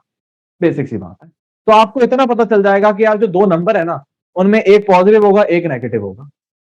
ये बेसिक सी बात पता होनी चाहिए। तो इसका मतलब आप सब्ट्रैक्ट कर रहे होगे, एक पॉजिटिव एक नेगेटिव, तो काइंड ऑफ सब्ट्रैक्शन हो रही होगी ना वहां पे। अब आपको ऐसे दो नंबर चूज करने जिनमें बड़े के साथ नेगेटिव लगाओगे, क्योंकि सम उनका नेगेटिव आ रहा है ना, बड़े के साथ नेगेटिव होगा, छोटे के साथ पॉजिटिव होगा। तो ये सब चीजों को अगर आप सोचोगे ना, कंबाइन ये चीजें आपको सब ये रिजल्ट दे रही है। तो फाइनली हमने कौन से यहां पे ढूंढने हैं, वो होगा -6 और 1। -6 और 1 को अगर आप ऐड करोगे तो रिजल्ट में आपको -5 मिलेगा, और -6 और 1 को मल्टीप्लाई करोगे तो रिजल्ट में आपको -6। यहां पे बच्चे गलती करके पता कौन से बनाते हैं, 2 और 3 बनाते हैं, क्योंकि 2 और 3 का प्रोडक्ट 6 होता है। अगर वो माइनस लगा देंगे बिल्कुल इन दोनों के साथ, अगर हम बेध्यानी में करते हैं ना, ऑब्वियसली वो -5 को सबसे पहले देखते हैं। तो -5 लाने का बड़ा आसान तरीका है, -2 और -3। अब -2 और -3 को ऐड करोगे -5 आ जाएगा। लेकिन जब आप इनको सब्ट्रैक्ट करो, मल्टीप्लाई करोगे, तो रिजल्ट में 6 आएगा, -6 नहीं आएगा। तो ये आपकी वैल्यूड उस वक्त होती जब आपकी इक्वेशन ये होती, तब आपने यही मिडिल टर्म ब्रेक करनी है। लेकिन अभी ये मिडिल टर्म है नहीं, अभी यहाँ पे -6 लिखा हुआ है, इसका मतलब आपको ये वाले फैक्टर। इससे मैं डिटेल में आपको फैक्टराइजेशन इस लेवल पे नहीं पढ़ा सकता, मजीद फिर आप गूगल से राब्ता करो, वो आपको बता देगा। तो दो फैक्टर बनाने, अब कांस्टेंट में डील कर दिया ना, अब वेरिएबल लगा दो। -6 और 1 के साथ वेरिएबल लगा दो, तो -6x, और 1 के साथ वेरिएबल लगाओ तो इसी तरह लिखेंगे। अच्छा जी, x कॉमन ले लो, ये हो जाएगा x -6, यहां से 1 कॉमन ले लो, ये हो जाएगा x -6। 1 कॉमन लेने से फायदा तो कुछ नहीं हुआ, बस सेम ही रहती हैं चीजें। असल में क्या है, x -6 दोनों जगहों पे आ रहा है, दोनों टर्म में आ रहा है, तो x -6 कॉमन ले लिया, यहां से बचेगा x, यहां से बचेगा प्लस। अब यहाँ पे एक मशहूर वर्डिंग होती है जिसमें ज्यादातर बच्चों को पता ही नहीं है करते हुए क्या आ रहे हैं। लिखा होता है आइदर, उसके बाद दोनों को 0 रखते हैं, बस वो रट्टा मारा हुआ होता है, इस तरह कर देते हैं। हालांकि असल कॉन्सेप्ट मैंने आप लोगों को शुरू के चैप्टर्स में भी दिया था। आई गेस चैप्टर नंबर 1 के अंदर मैंने बात बताई थी, मिसकॉन्सेप्शन बहुत होती है। बच्चे समझते हैं स्टेज में अगर यहाँ पे 0 के अलावा कुछ और भी लिखा हुआ है ना, फॉर एग्जाम्पल 2 लिखा हुआ है, तो उसमें भी आप यही काम करोगे, x -6 को भी 2 के बराबर रखोगे, x + 1 को भी 2 के बराबर रखोगे। ऐसा नहीं होता, ये गलती कभी भी नहीं करना। ये मेथड उसी वक्त वैलिड है जब यहाँ पे 0 लिखा हुआ। वहां पे भी रीजन बताई थी, दोबारा बता रहा हूँ, छोटी सी रीजन बता रहा हूँ, डिटेल में तो डिस्कस की थी कि जब दो चीजों का प्रोडक्ट 0 होता है ना, तो आप ये बात गारंटी से कह सकते हो कि यार इनमें से कोई एक 0 है, मिनिमम कोई एक तो 0 होगा, दोनों भी 0 हो सकते हैं। ठीक है, एक तो 0 होगा लाजमी। ठीक है, तो आप क्या करते हो, आप वो x की वैल्यूज निकालते हो कि यार शायद ये 0 हो या ये 0 हो, तो हम दोनों x की वैल्यूज निकालते हैं कि किस x वैल्यू पे ये जीरो हो रहा है, किस x वैल्यू पे ये जीरो हो रहा है, क्योंकि इन दोनों में से कोई भी अगर जीरो होगा तो हमें आंसर जीरो मिलेगा। और हमारा यही तो मकसद है, हमारा मकसद इक्वेशन सॉल्व करने का क्या होता है, ऐसी x की वैल्यूज निकालना जो जीरो कर रही है। तो हम इन दोनों को बारी बारी इक्वल टू जीरो रख के वो वैल्यूज निकालते हैं जिन पे आपको आंसर जीरो मिल रहा होगा। ये तरीका होता है फैक्टराइजेशन करने का।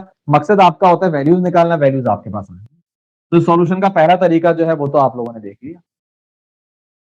अब आ जाओ दूसरे तरीके ऊपर। दूसरा क्वाड्रेटिक फॉर्मूला मैं डिस्कस नहीं करना चाह रहा यार, इसी पे मैं क्वाड्रेटिक फॉर्मूला मेंशन कर देता हूँ दोबारा, सॉल्व कर लेना इसको, क्योंकि टाइम जाया करने वाली बात है, बहुत दफा हमने क्वाड्रेटिक फॉर्मूला यूज किया।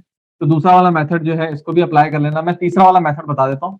कंप्लीटिंग स्क्वायर भी हमने देखा है, लेकिन एक होता है आप एक्सप्रेशन पे कंप्लीटिंग स्क्वायर करते हो। अब अगेन बातें ऐसी हैं, ऊपर लेवल की बातें समझ नहीं आती इतनी जल्दी। अभी आपने वो फॉर्म देखी थी जिसमें वेक्टर फॉर्म वर्टेक्स फॉर्म में हमने कन्वर्ट किया था, या तो मैंने 2 कॉमन लिया था। ये एक एक्सप्रेशन है जिसपे मैं कंप्लीटिंग स्क्वायर कर रहा हूँ, ये इक्वेशन नहीं है, एक्स स्क्वायर माइनस 4x। तो यहाँ पे आप क्या करते थे, ऐड सब्ट्रैक्ट इसके अंदर ही किया करते थे। फर्क इतना ऐसा कुछ नहीं है, लेकिन थोड़ा बहुत, जैसे इंटीग्रेशन में अगर आप जाओ, इंटीग्रेशन में सिंध बोर्ड लेवल पे 6.6 के अंदर टॉपिक था integration by completing square. Again denominator में एक एक्सप्रेशन होती थी, इक्वेशन नहीं होती थी। तो वहां पे आप ऐड सब्ट्रैक्ट उसी के अंदर करवाते थे, क्योंकि इक्वेशन नहीं है, दोनों तरफ का तो चक्कर ही नहीं है। लेकिन आपको क्वाड्रेटिक इक्वेशन लिखी हुई है ना, जैसे ये वाली है, और अब आपको कंप्लीटिंग स्क्वायर करना है, तो यहाँ पे एक सिंपल हम 2 स्टेप यूज करते हैं जो बेसिक्स है कि भाई एक्स स्क्वायर का कोफिशिएंट तो 1 होना चाहिए, जो कि ऑलरेडी यहाँ पे 1 है। अगर बिलफर्स्ट 2 होता तो आप पूरी इक्वेशन को 2 से डिवाइड कर देते, तो ये 1 हो जाता। ठीक है, ये तो पहला काम होता है। दूसरा काम क्या होता है, कॉन्स्टेंट को राइट हैंड साइड पे शिफ्ट कर दो। ठीक है, ये करने के बाद अब आप कंप्लीटिंग स्क्वायर करते हो। किस तरीके से, कॉन्सेप्ट वही होता है कि यार आपने क्या करना है, जो मिडिल टर्म है ना -5 को आप 2 से डिवाइड करो, तो ये हो जाएगा -5/2। -5/2 का स्क्वायर दोनों तरफ ऐड कर दो। -5/2 का स्क्वायर क्या होगा, 25/4।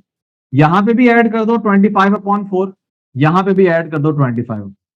अब देखो इक्वेशन है ना, तो इक्वेशन पे दोनों तरफ आप सेव काम कर सकते हो, तो मैंने दोनों तरफ ऐड करवा दिया।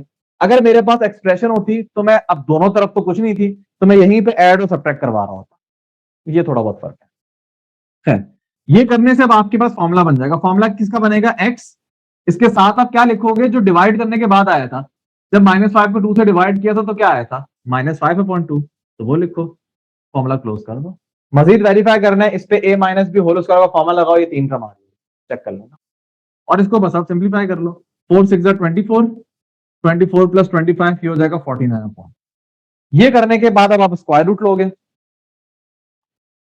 जब आप स्क्वायर रूट लोगे तो हम प्लस माइनस लगाते हैं। अब ये भी बहुत बड़ी कंफ्यूजन है, सेकंड टर्म में यार ज्यादातर मैं क्लियर करूंगा। ये प्लस माइनस बाय डिफॉल्ट यहां पे लगाते हो, स्क्वायर रूट के आंसर पे प्लस माइनस नहीं लिखते हैं, उसका आंसर पॉजिटिव ही होता है। ये प्लस माइनस अपनी तरफ से लगाते हैं, तो ये स्क्वायर से कैंसिल हो जाएगा, x -5/2 आ जाएगा। अब ये भी चीज जुगाड़ है, ये भी हम सेकंड टर्म में पढ़ेंगे, काफी चीजें हैं जो सेकंड टर्म में पढ़नी है। अच्छा, इसको सॉल्व करो। 49 का रूट क्या होता है, 7, और 4 का रूट क्या होता है, 2। अब आप -5/2 को उधर ले जाओ। अब देखो फैक्टराइजेशन कितनी आसान थी, यहाँ पे ये चीज बनेगी। -5/2 उधर जाएगा तो पॉजिटिव हो जाएगा। अब 2 वैल्यूज आएंगी, एक होगा 5/2 प्लस 7/2। इसको जब आप सॉल्व करोगे तो 12/2 आ रहा होगा, जो कि 6 के बराबर है। और एक होगा 5/2 माइनस 7/2, इसके आंसर में -1 मिल रहा होगा, करके देख लेना। तो इस तरीके से आपको 2 आंसर मिल जाएंगे। तो ये 3 मेथड हैं जो क्वाड्रेटिक इक्वेशन को सॉल्व करने के लिए। बहुत ही मशहूर टॉपिक है, जो आप लोगों के यूनिवर्सिटी इंटर लेवल पे बड़े एमसीक्यूज बनते थे, इसके फेवरेट एमसीक्यूज। और वो टॉपिक है sum of root, product of root. Sum of root का मतलब क्या, अच्छा ये सम ऑफ फ्रूट का फॉर्मूला आया कहां से, आप भी ला सकते हो, कोई बड़ी बात नहीं है।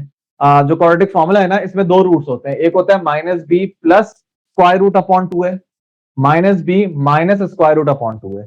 तो इन दोनों रूट को आपस में ऐड कर दो। ये बेसिकली 2 रूट मिलते हैं ना आपको, जिनको एंड पे आप सेपरेट कर रहे होते हो प्लस माइनस करके। तो जनरल फॉर्म में आप इन दोनों को आपस में ऐड कर दो, स्क्वायर रूट वाली टर्म कैंसिल हो जाएगी।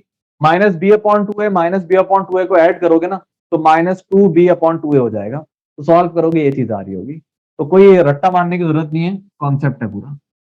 इसी तरह प्रोडक्ट ऑफ रूट में क्या होगा, इन दोनों को आपस में मल्टीप्लाई कर दोगे, और मल्टीप्लाई पे वो वाला फॉर्मूला लगा दोगे, a plus b a minus b, तो a square minus b square का। सॉल्व करना, देखना प्रोडक्ट ऑफ रूट का ये फॉर्मूला आ रहा है। इस तरह भी समझ सकते हो, या जो मैंने थ्योरम बताया था, अगर डायरेक्ट उसको ही अप्लाई करोगे तो अप्लाई करके देखना, यही सम ऑफ रूट और प्रोडक्ट ऑफ रूट आ रहा है। ठीक है, अब एक और टॉपिक होता है यहाँ पे जिसको आप बोलते हो डिफरेंस ऑफ रूट। ये ज्यादातर ना इसका जनरल फॉर्मूला पूछ लेंगे, इसके सवाल इतने आते नहीं है, आ भी सकते हैं लेकिन ज्यादातर फॉर्मूला पूछ लेते हैं कि यार अगर रूट के दरमियान डिफरेंस का फॉर्मूला क्या होगा। ये बताता हूँ क्या कॉन्सेप्ट है पूरा। वैसे फॉर्मूला देख लो, S square minus 4p, where S represent कर रहा है सम ऑफ रूट को, कैपिटल पी यहाँ पे रिप्रेजेंट कर रहा है प्रोडक्ट ऑफ रूट। तो डिफरेंस ऑफ रूट का ये वाला फॉर्मूला भी यूज कर सकते हो, या डिफरेंट ऑफ रूट का ये वाला फॉर्मूला भी यूज कर सकते हो, डिस्क्रिमिनेंट अपॉन ए। डिस्क्रिमिनेंट क्या होता है, ये जो बी स्क्वायर माइनस 4ac है, ये लिख लेते हैं। ये दोनों फॉर्मूले यहाँ पे यूज होते हैं। अच्छा, अब ये कॉन्सेप्ट क्या है, ये कॉन्सेप्ट ये डिफरेंस ऑफ रूट का क्या मतलब है, रूट को सब्ट्रैक्ट कर दो। तो इसमें कौन सी रॉकेट साइंस है, एक रूट है माइनस बी प्लस ये वाला एक रूट है, इसको आपने सब्ट्रैक्ट करना है दूसरे रूट से, दूसरा रूट ये है। कोई ऐसी चीज नहीं है जो आपको पता नहीं होगी। तो ये माइनस बी अपॉन टू है, इस माइनस को से मल्टीप्लाई करोगे बी अपॉन टू हो जाएगा। तो माइनस बी अपॉन टू है और बी अपॉन टू आपस में कैंसिल हो जाएंगे। तो इधर बचेगा स्क्वायर रूट अपॉन टू है, और माइनस माइनस पॉजिटिव होगा, इधर बचेगा स्क्वायर रूट अपॉन टू है। तो सॉल्व करोगे 2 times square root upon two है, तो एट द एंड ये वाला आंसर आ रहा हो। आपसे फॉर्मूला पूछा जा सकता है कि यार डिफरेंस ऑफ रूट का फॉर्मूला क्या है, ये भी चीज लिखी जा सकती है और ये भी लिखी जा सकती है कि एक ही बात है, इनमें कोई फर्क नहीं है, बस इसको थोड़ा सा मैनिपुलेट किया हुआ है। ये जो ए है इसको आप रूट के अंदर ले आओ तो आप इस तरह लिख सकते हो, अभी तो रूट के बाहर आया हुआ तो ए लिख दिया ना, रूट के अंदर लाओगे तो ए स्क्वायर हो जाएगा। ये लिखने के बाद एलसीएम ब्रेक कर दो, ये हो जाएगा बी स्क्वायर अपॉन ए स्क्वायर, और ये हो जाएगा 4ac अपॉन ए स्क्वायर। बस ये है, बस और क्या करना है आपने, इसको कैंसिल करो तो ये हो जाएगा c अपॉन ए, ये हो जाएगा बी स्क्वायर अपॉन ए स्क्वायर। तो ये बी स्क्वायर अपॉन ए स्क्वायर को इस तरह लिख सकते हो, एक ही बात है ना। तो ये माइनस बी अपॉन ए क्या होता है, सम ऑफ रूट। तो देखो मैंने यहाँ पे सम ऑफ रूट और उसका स्क्वायर लिखा हुआ है, तो ये चीज हो जाएगी सम ऑफ रूट का स्क्वायर माइनस 4, और c अपॉन ए क्या होता है, प्रोडक्ट ऑफ रूट। तो इसी तरह फॉर्मूला इन्होंने बनाया है।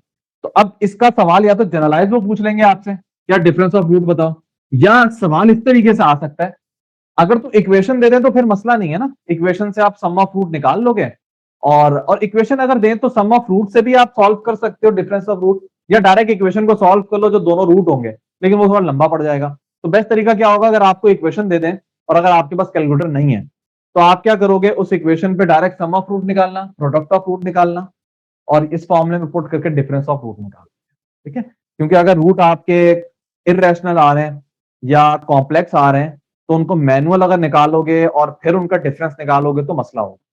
तो हम क्या करेंगे, हम डायरेक्ट सम और प्रोडक्ट निकालेंगे, इस फॉर्मूले में पुट करेंगे, आपके पास डिफरेंस ऑफ रूट आ तो मसला। इसको मैं एग्जांपल देके भी चलो बता देता हूँ। फॉर एग्जांपल हम कोई भी क्वाड्रेटिक इक्वेशन लेट कर लेते हैं, x square minus 7x plus 10। आपको बोला जा रहा है यहाँ पे सम ऑफ रूट निकालो, तो सम ऑफ रूट क्या होगा, माइनस बी अपॉन ए, बी यहाँ पे नेगेटिव है, ए यहाँ पे 1 है, तो सम ऑफ रूट 7 आ जाएगा इसमें। आपको बोला जब प्रोडक्ट ऑफ रूट निकालो, सी अपॉन ए, सी यहाँ पे 10 है, ए यहाँ पे 1 है, तो प्रोडक्ट ऑफ रूट आ जाएगा। और अगर आपको बोले डिफरेंस ऑफ रूट निकालो, डिफरेंस ऑफ रूट क्या होगा, सम का स्क्वायर 7 का square 49 minus 4 time product of root, तो ये हो जाएगा 9, 9 क्या होता है 3 के बराबर। इसका मतलब दोनों रूट के दरमियान जो डिफरेंस है वो 3। अच्छा, इनको नहीं माइनस कर देना आपस में भाई, ये इत्तेफाक से यहाँ पे 3 आ रहा है, प्रोडक्ट और सम को माइनस करके नहीं बोल देना कि यार ये तो बड़ा अच्छा फॉर्मूला में मिल गया कि प्रोडक्ट और सम को माइनस कर दो वो चीज आएगी। इत्तेफाक से यहाँ पे ये आंसर आ रहा है। असल माइनस करना होता है रूट्स को आपस में, प्रोडक्ट और सम के दरमियान डिफरेंस नहीं निकाल रहे हम, रूट्स के दरमियान निकाल रहे हैं। इत्तेफाकन ऐसा हुआ है कि यहाँ पे बराबर हो गए, लेकिन हर केस में बराबर नहीं होंगे। मजीद अगर आप इसको वेरीफाई करना चाह रहे हो ना, इसके रूट्स निकालना, इसका एक रूट मेरे ख्याल में 5 आएगा और एक रूट 2 आएगा। जब 5 और 2 के दरमियान कितना डिफरेंस होता है, 3 का होता है। तो अलग से रूट निकालने की जरूरत नहीं है, और यहाँ पे तो चलो रूट इजी है। अगर इर्रेशनल रूट आ रहे हैं तो जब उनको सब्ट्रैक्ट करोगे तो मसला होगा। तो बेहतर है सम और प्रोडक्ट निकालो, डायरेक्ट आपके पास इस तरह डिफरेंस आ जाए। सही है। अच्छा जी, फिर एक टॉपिक होता है, ये भी आप लोगों ने पढ़ा है, फॉर्मेशन ऑफ क्वाड्रेटिक इक्वेशन। कोई नई बातें नहीं है, थोड़ा बहुत शायद नया आ जाता है। फॉर्मेशन ऑफ क्वाड्रेटिक इक्वेशन, आपको क्या करेंगे, कोई भी दो रूट दे देंगे, बोलेंगे इन दो रूट से क्वाड्रेटिक इक्वेशन निकालो। नॉर्मली हम लेट करते हैं अल्फा और बीटा, कि एक रूट अल्फा है एक रूट बीटा है, और आप क्या करो यहाँ पे क्वाड्रेटिक इक्वेशन निकालो। तो भाई अगर दो रूट दे दी जाए, मतलब दो एक्स की वैल्यूज आपको दे दी गई हैं और आपको क्वाड्रेटिक इक्वेशन निकालनी है, तो आसानी से निकाल सकते हो। जनरल मेथड इसका क्या था कि आप इसको इस तरह लिखोगे, एक्स माइनस अल्फा, इसको लिखोगे एक्स माइनस बीटा, और इनको मल्टीप्लाई कर दो आपस में इक्वल टू 0। कोई भी दो रूट गिवन होंगे ना, फॉर एग्जांपल आपको देते हैं एक रूट 2 है एक रूट 3 है, तो आप इस तरह x-2 x-3 करना, इनको मल्टीप्लाई करना, आंसर आ जाएगा। ये थोड़ा लंबा तरीका है, उस जगहों पे लगेगा आपको जहां पे रूट थोड़े मुश्किल हैं, क्योंकि फिर उनमें मल्टीप्लीकेशन मुश्किल हो जाएगी ना। फॉर एग्जाम्पल मैं आपको इर्रेशनल रूट दे दूं, 1 + √2/2, यहाँ पे आएगा 1 - रूट इस टाइप का, तो मल्टीप्लाई करने में थोड़ा मसला होगा। तो हम एक इजी फॉर्मूला यूज करते हैं, वो इजी फॉर्मूला यहीं से आया है। जब आप इनको मल्टीप्लाई करोगे ना तो ये चीज होगी। मैं ख्याल में सबको इजी फॉर्मूला पता है, याद है ना सबको, किस तरह निकालते थे equation? Minus sum of root और प्रोडक्ट ऑफ रूट्स। हाँ, x² minus sum of root x plus product of root, तो वो यहीं से आया था। मैं इसलिए डेरिवेशन करवा रहा हूँ कि अगर भूल जाओ ना तो कॉन्सेप्ट आना चाहिए आपको। आप इसमें से x और माइनस कॉमन ले लो, ये चीज बनेगी। तो अगर आप इसको गौर से देखो, अगर आपने डायरेक्ट इक्वेशन निकालनी है तो इक्वेशन निकालने का डायरेक्ट तरीका क्या है? सम निकालो रूट्स का प्रोडक्ट निकालो और इस इक्वेशन में डायरेक्ट पुट कर दो, आपके पास इक्वेशन आ गई। वैसे अगर मुश्किल रूट आएंगे तो मेथड तकरीबन सेम ही हो जाएंगे, क्योंकि प्रोडक्ट तो निकालना ही पड़ेगा दोनों रूट का, तो इतना फर्क नहीं पड़ेगा। आप डायरेक्ट ये वाला कॉन्सेप्ट भी यूज कर सकते हो, या जो जनरल फॉर्म है ये यूज कर लो, दोनों का सम निकालो, दोनों का प्रोडक्ट निकालो, यहाँ पे सम पुट कर दो, यहाँ पे प्रोडक्ट पुट कर दो, और आपके पास रिक्वायर्ड क्वाड्रेटिक इक्वेशन आ जाए। वेरीफाई भी कर लेना, जब क्वाड्रेटिक इक्वेशन आ जाए तो दोबारा उसको सॉल्व करना, अगर कैलकुलेटर है, टाइम है, तो दोबारा वही आंसर आ रहा होगा। बैक सॉल्व करके देख लेना कि कोई मिस्टेक ना किया हो मैंने, मतलब आपने। अच्छा, एक सवाल स्टूडेंट ने पूछा था कि डिफरेंस ऑफ रूट का जो मैंने आप लोगों को कॉन्सेप्ट बताया, तो वो कह रहा था कि सर रूट का डिफरेंस जो है वो नेगेटिव भी तो हो सकता है। अगर आप छोटा माइनस बड़ा अगर रूट होगा तो वो नेगेटिव भी होगा। तो देखो, जो डिफरेंस ऑफ रूट का आपने टॉपिक पढ़ा है अभी, कि जिसका फॉर्मूला मैंने बताया था आपको, डिफरेंस ऑफ रूट का फॉर्मूला था सम का square minus 4 time product of root. तो ये फॉर्मूला जब आपने बनाया था ना, तो क्वाड्रेटिक फॉर्मूला में क्या किया था आपने? मैंने प्रूफ भी आप लोगों को बताया, प्रूफ ये है -b minus T square minus 4ac। तो अगर आप ऑब्जर्व करो, मैं अभी रियल नंबर के अंदर बात कर रहा हूं, क्योंकि रियल नंबर के अंदर आप बड़ा छोटा करोगे, कॉम्प्लेक्स नंबर के अंदर, इमेजिनरी नंबर के अंदर बड़ा छोटा तो कोई कंपैरिजन नहीं होता ना। तो रियल नंबर में अगर आप देखो तो ये बड़ी चीज होगी, ये बड़ा आंसर होगा आपका, क्योंकि इसमें प्लस स्क्वायर रूट करके टर्म आ रही है, और ये आपका छोटा होगा। तो जो आपने फॉर्मूला बनाया है उसकी बनावट ही आपने ऐसे रखी है कि जो बड़ा रूट है माइनस छोटा रूट है, तो ये फॉर्मूला हमेशा आपको पॉजिटिव ही देगा, क्योंकि नेगेटिव तो कभी भी नहीं देगा ना। अगर आप जबरदस्ती नेगेटिव लाना चाह रहे हो तो आप इसके साथ नेगेटिव लगा दो, क्योंकि ये फॉर्मूला आपको, फॉर एग्जांपल कोई इक्वेशन है जिसका रूट है एक 3 और एक रूट है 1, तो ये फॉर्मूला डिफरेंस इसका देगा 2, क्योंकि आपने इस ऑर्डर में इसको माइनस किया। अगर आप जबरदस्ती इस ऑर्डर में माइनस करना चाह रहे हो तो आप इस फॉर्मूले के साथ नेगेटिव लगा दो, अब आपको -2 आंसर मिल जाएगा, लेकिन वो पे सेंस नहीं बनती उसकी। डिफरेंस ऑफ रूट नॉर्मली देखा जाता है एब्सोल्यूट डिफरेंस। एब्सोल्यूट मतलब कि इनमें फर्क कितना है। बेसिक अगर आपसे बात पूछी जाए कि 3 और 1 में फर्क कितना, बोलोगे 2 का फर्क है। ये तो बाद में आपने अलजबरा के अंदर ऑर्डर देखा था, सब्ट्रैक्शन का ऑर्डर, असल फर्क तो सिंपल 2 का है ना इसमें। इसी तरीके से अगर इसका आंसर इमेजिनरी भी हो सकता है, फॉर एग्जांपल आप किसी ऐसी क्वाड्रेटिक इक्वेशन को सॉल्व कर रहे हो जिसमें फॉर एग्जांपल मैं कोई एक एग्जांपल दे देता हूं आप लोगों को। कोई एक इमेजिनरी हम लेट करते हैं, अगर आपने इमेजिनरी लेट करनी है तो डिस्क्रिमिनेंट लेस देन 0 करते हैं। फॉर एग्जांपल यहां पर 20 कर देते हैं, क्योंकि b स्क्वायर छोटा होगा, -4ac यहाँ पे बड़ा हो जाएगा ना। हाँ, तो इस इक्वेशन के रूट जो है वो कॉम्प्लेक्स आ रहे होंगे, बल्कि मैं निकाल के भी दिखा देता हूँ आप लोगों को। तो जब आप सॉल्व करो, एक रूट आ रहा है -7 प्लस √31 आयोटा अपॉन 2, और एक आएगा -7 minus √31 iota upon 2। Again in दो रूट को, अब देखो इसमें बड़ा छोटा तो नहीं होता, लेकिन हमने ऑर्डर क्या रखा हुआ था? हमने ऑर्डर रखा हुआ था प्लस स्क्वायर रूट पहले आएगा, माइनस स्क्वायर रूट बाद में आएगा। तो अभी भी आपको फॉर्मूला पता है क्या आंसर देगा? फॉर्मूला आपको डायरेक्ट आंसर देगा। जो मैनुअल अगर आप निकालोगे तो कैसे निकालोगे? ये चीज माइनस ये वाली चीज, तो इसका जो आंसर होगा ना वो फॉर्मूला आपको दे रहा होगा, क्योंकि फॉर्मूला आपने बनाई इस तरीके से कि प्लस वाली चीज पहले आएगी, माइनस वाली चीज बाद में आएगी। तो अगर आप डायरेक्ट फॉर्मूला यूज करोगे, देखो फॉर्मूला से डायरेक्ट कितना आसानी से आंसर मिल जाएगा आपको। सम क्या है इसका?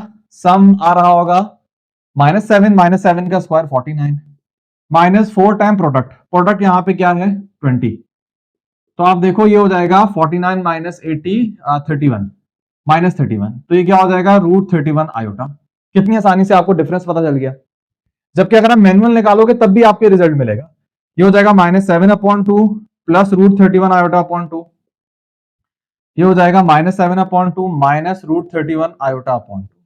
तो देखो माइनस माइनस पॉजिटिव हो जाएगा ना, ये तो ये पॉजिटिव हो गया और ये पॉजिटिव हो गया, तो ये तो आपस में कैंसिल हो जाएंगे। इन दोनों चीजों को ऐड करोगे तो ये हो जाएगा 2 time 31 iota upon 2, simple root 31 iota. तो कहने का मतलब यहां पे आपने क्या चीज सीखी, पता नहीं क्या बताने लगा था मैं, हाँ चीजें सीखी कि यार ये फॉर्मूला बड़ा आसान है। अगर आपके पास कैलकुलेटर नहीं होता तो पहले से इक्वेशन को सॉल्व करते, आप रूट्स निकालते, फिर सब्ट्रैक्ट करते, कितना लंबा टाइम हो जाता पूरा। अगर तो कैलकुलेटर है चलो फिर तो आसानी है, इसमें कर लो, या फिर भी ये मेथड फिर भी सही रहेगा आपके लिए। तो ये मेथड वैलिड है, कभी भी आपने डिफरेंस ऑफ रूट निकालना हो तो ये वैलिड है। ये आयोटा भी आ सकता है इसके अंदर, क्योंकि अगर इमेजनरी कॉम्प्लेक्स है तो उनमें जब सब्ट्रैक्ट करोगे तो इमेजनरी भी आ सकता है पूरा, बल्कि आएगा।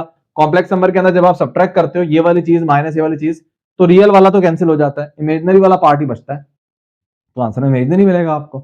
और अगर डिस्क्रिमिनेंट जो है वो आपका लेस देन ग्रेटर देन 0 है तो फिर आपको ये वाला कॉन्सेप्ट मिलेगा कि बड़ा माइनस छोटा होगा तो आपको हमेशा तब पॉजिटिव मिल रहा होगा। ये पूरा डिफरेंस ऑफ रूट की कहानी है। नेचर ऑफ रूट का मतलब क्या है कि भाई रूट रियल है, कॉम्प्लेक्स है, अच्छा रियल में रैशनल है, इररेशनल है, ये सब बातें नेचर बताई जाती हैं रूट की। तो भाई कौन बताएगा, सबसे पहले हम डिस्कस करते हैं किसकी हम बात कर रहे हैं, हम इस क्वाड्रेटिक इक्वेशन की बात कर रहे हैं जिसमें a definitely not equal to 0 होगा। अच्छा इसमें कोफिशिएंट वाली बात बहुत इंपॉर्टेंट है जो कि लोग डिस्कस ही नहीं करते। ये जो मेथड बताए जाते हैं ना, ये उस वक्त मेथड डिस्कस होगा जब तीनों कोफिशिएंट रैशनल है, क्योंकि इसमें कितने ऐसे पॉइंट अगर मैं लिख दूंगा ना तीनों कोफिशिएंट रियल है, तो जब वो आप पॉइंट देखोगे ना तो वो पॉइंट उसको सेटिस्फाई नहीं कर रहा होगा, वो जब आएगा तो मैं आप लोगों को बता दूंगा।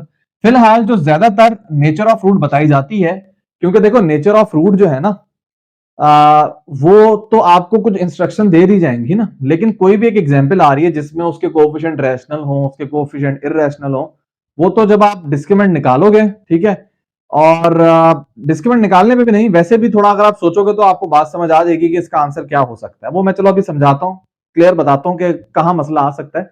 पंजाब बोर्ड में तो उन्होंने ये बात डिस्कस ही नहीं की हुई, सिंध बोर्ड में बल्कि डिस्कस की हुई है, लेकिन फिर पॉइंट में एक चीज मिस कर दी है, जरा डिस्कस करते हैं पूरा। अभी आप एज्यूम कर लोगे ABC belongs to rational numbers, किसके जो कोफिशिएंट होंगे वो रैशनल होंगे, तो रूट 2 नहीं आ रहा होगा कोफिशिएंट में, या रूट 3 या पाई इस तरह कोफिशिएंट में नहीं आ रहा होगा, रैशनल होंगे सारे। तो सबसे अच्छा इसमें इंपॉर्टेंट चीज क्या है, डिस्क्रिमिनेंट।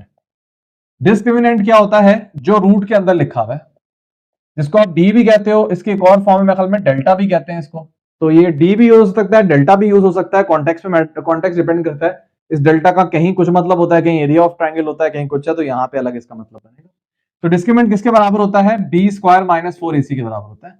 असल में बच्चों डिस्क्रिमिनेंट का मतलब होता है डिस्क्रिमिनेट करना, फर्क करना। ये वो क्वांटिटी है जो फर्क पैदा कर रही है। फॉर एग्जांपल पहला पॉइंट हम इस तरह समझते हैं कि अगर आपके सामने मैं ये क्वाड्रेटिक फॉर्मूला लिख रहा हूं, ये दो रूट आपको मिलेंगे, एक में पॉजिटिव आएगा एक में नेगेटिव। अगर मैं इस बी स्क्वायर माइनस 4ac को जीरो कर दूं, इस पूरी चीज को अगर मैं जीरो कर दूं, तो एक्सप्रेशन क्या बनेगी, minus b plus minus upon 2a plus 0। अब एक रूट में आएगा प्लस 0, एक में आएगा माइनस 0, क्या फर्क है, तो उसका मतलब जो चीज फर्क पैदा कर रही थी वही 0 हो गई है। तो फर्क कौन पैदा कर रहा है, यहां पे दोनों रूट्स के दरमियान जो क्वांटिटी फर्क पैदा कर रही है वो ये वाली है। अगर इसको 0 कर दोगे कोई फर्क नहीं पड़ेगा, मतलब दोनों रूट सेम हो जाएंगे, रिपीटेड रूट्स कहते हैं जिसको हम।